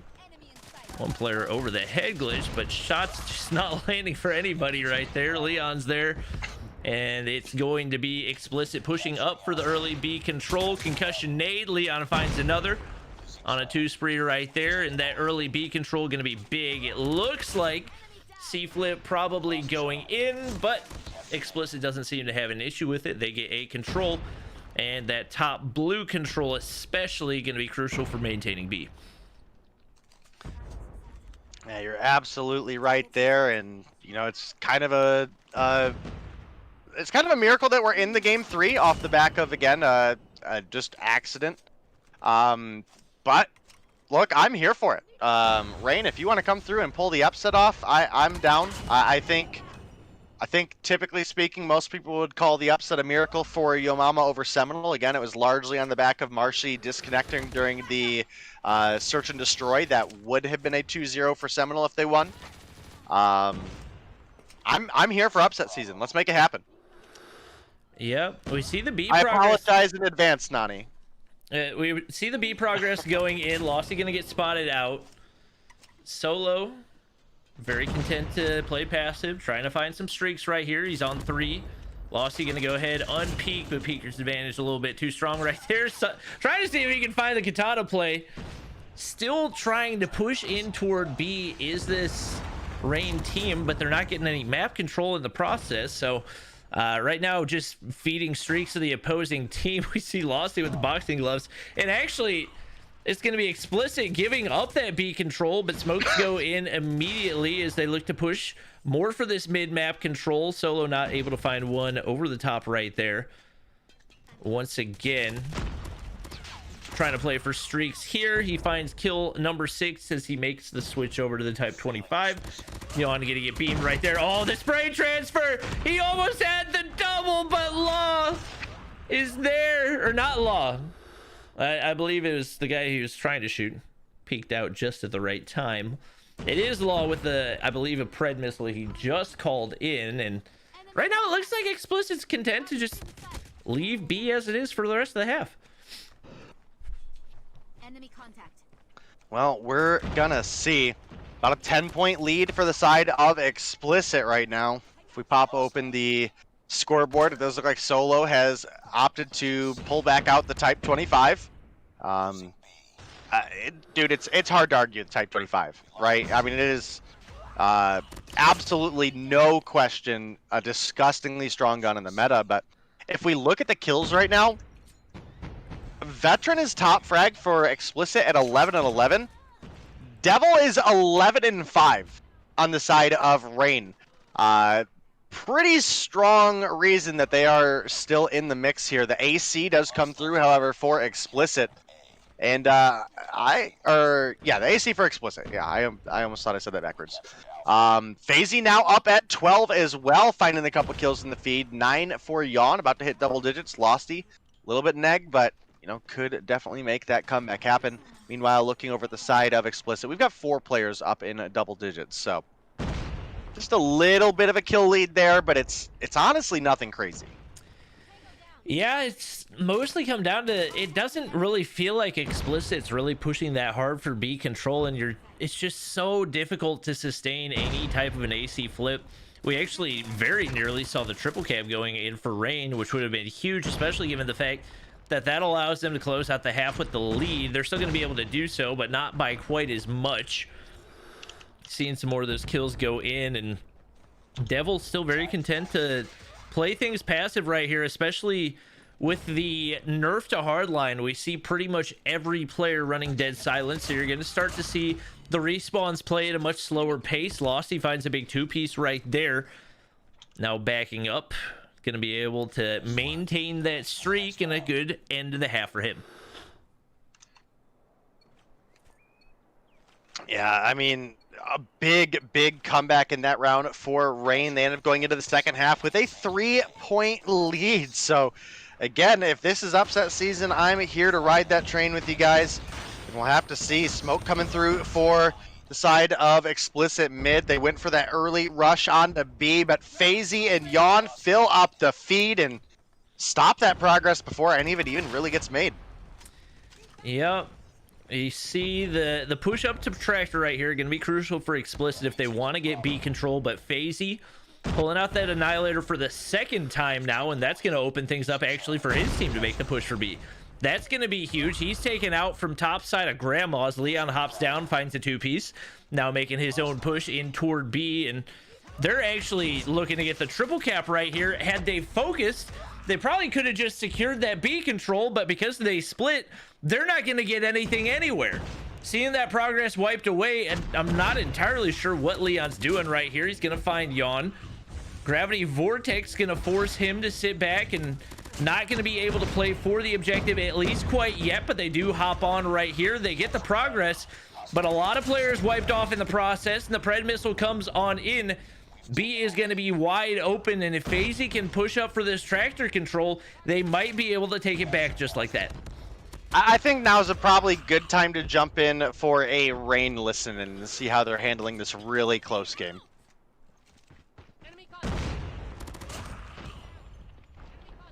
One bottom granny. One bottom granny. One statue. It's Leon. Bottom granny. Watch out. Let him waste the Pred. Hello. Good shit. Sparrow. Box is dead. Box is dead. Sparrow, dude. Oh, Sparrow, it's fine. We're good. Yeah, I know. I'm Granny, top granny. Granny Get him. dead. Good fucking shit, Yon. God, I wanna kiss you. Split. Come on. Come on, let's go for Rookery control. Yo, they have a Sparrow. We got so much fucking time. One's probably gonna be boxes. Yeah, he one barrel. He wants that. Targets inside. That's one shot. Tractor. Yo, mid. DM Tractor. Dead. One more statue. I killed DM. One more on statue. Nice, that's three. Let's just No, go one more for it. statue. Flip for A. We can flip for A. And then wait, I'm coming. Shotgun on B. Just flip for A, guys. One court. I got one dead. I'm deli right now. I'm deli. Yeah, One statue. Stat. Might spawn on track. If I can spawn track. I got one. Back blue, FaZe. Back blue. Go. Get on A. He's by himself, FaZe. Back blue. No, They're gonna try and go C. He's still up there. Yo, we're gonna have no time. Broken. Why am I always... Yo, L1. Go for a flip. Top market. Go for a flip. Go. Well, the communication pretty strong right there. Who was it that said, "God, I want to kiss you"? I might have jumped out just before that. Oh, no. That's probably nerdy if you want me to be honest That's with you. what I thought, but I wasn't 100%. Well, you definitely heard the positivity in the comms, even as the enemy team was starting to come back, and I think that's a great trait for teams. So, keeping that positivity is really solid, not only for the game at hand, but also the future chemistry of your team. Right? This isn't play today and then make a new team next week. This is going to be a long season against some really incredible teams. And Explicit is one of them. So the fact that they've been able to keep things positive is pretty solid. But as we boil down here to the last minute and a half, a B cap has to come through here soon, because not only are you fighting against the opponents getting to 200 score, you got to be worried about fighting against the clock at this point too, and we're dangerously close to that triple cap territory. If they hold CB here, they should be fine, but they cannot afford to give anything up. It's like milliseconds difference right now. It is very, very close. I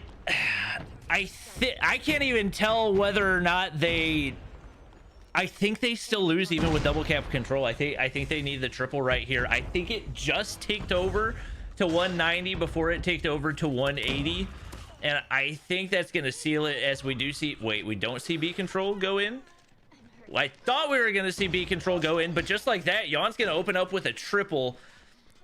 Even with that being said, I just think it's too little too late right here. It's really going to come down to the wire. I'm going to have to let the scoreboard determine it. And there's the triple cap. That will 100% seal the deal, as Explicit with the strong finish right there. 13 seconds remain, and they do get the W. Dude, that was an incredible game by the side of Rain. I'm surprised it was as close as it was. You know, huge shout out to Rain for the performance today. You guys may have been graced the game 3 off the back of Veteran being look, Veteran will know I'm kidding. Veteran being a dum-dum, but look, they took that second shot at life and they absolutely ran with it to the best of their ability and took one of the stronger teams in North America all the way to that game 3.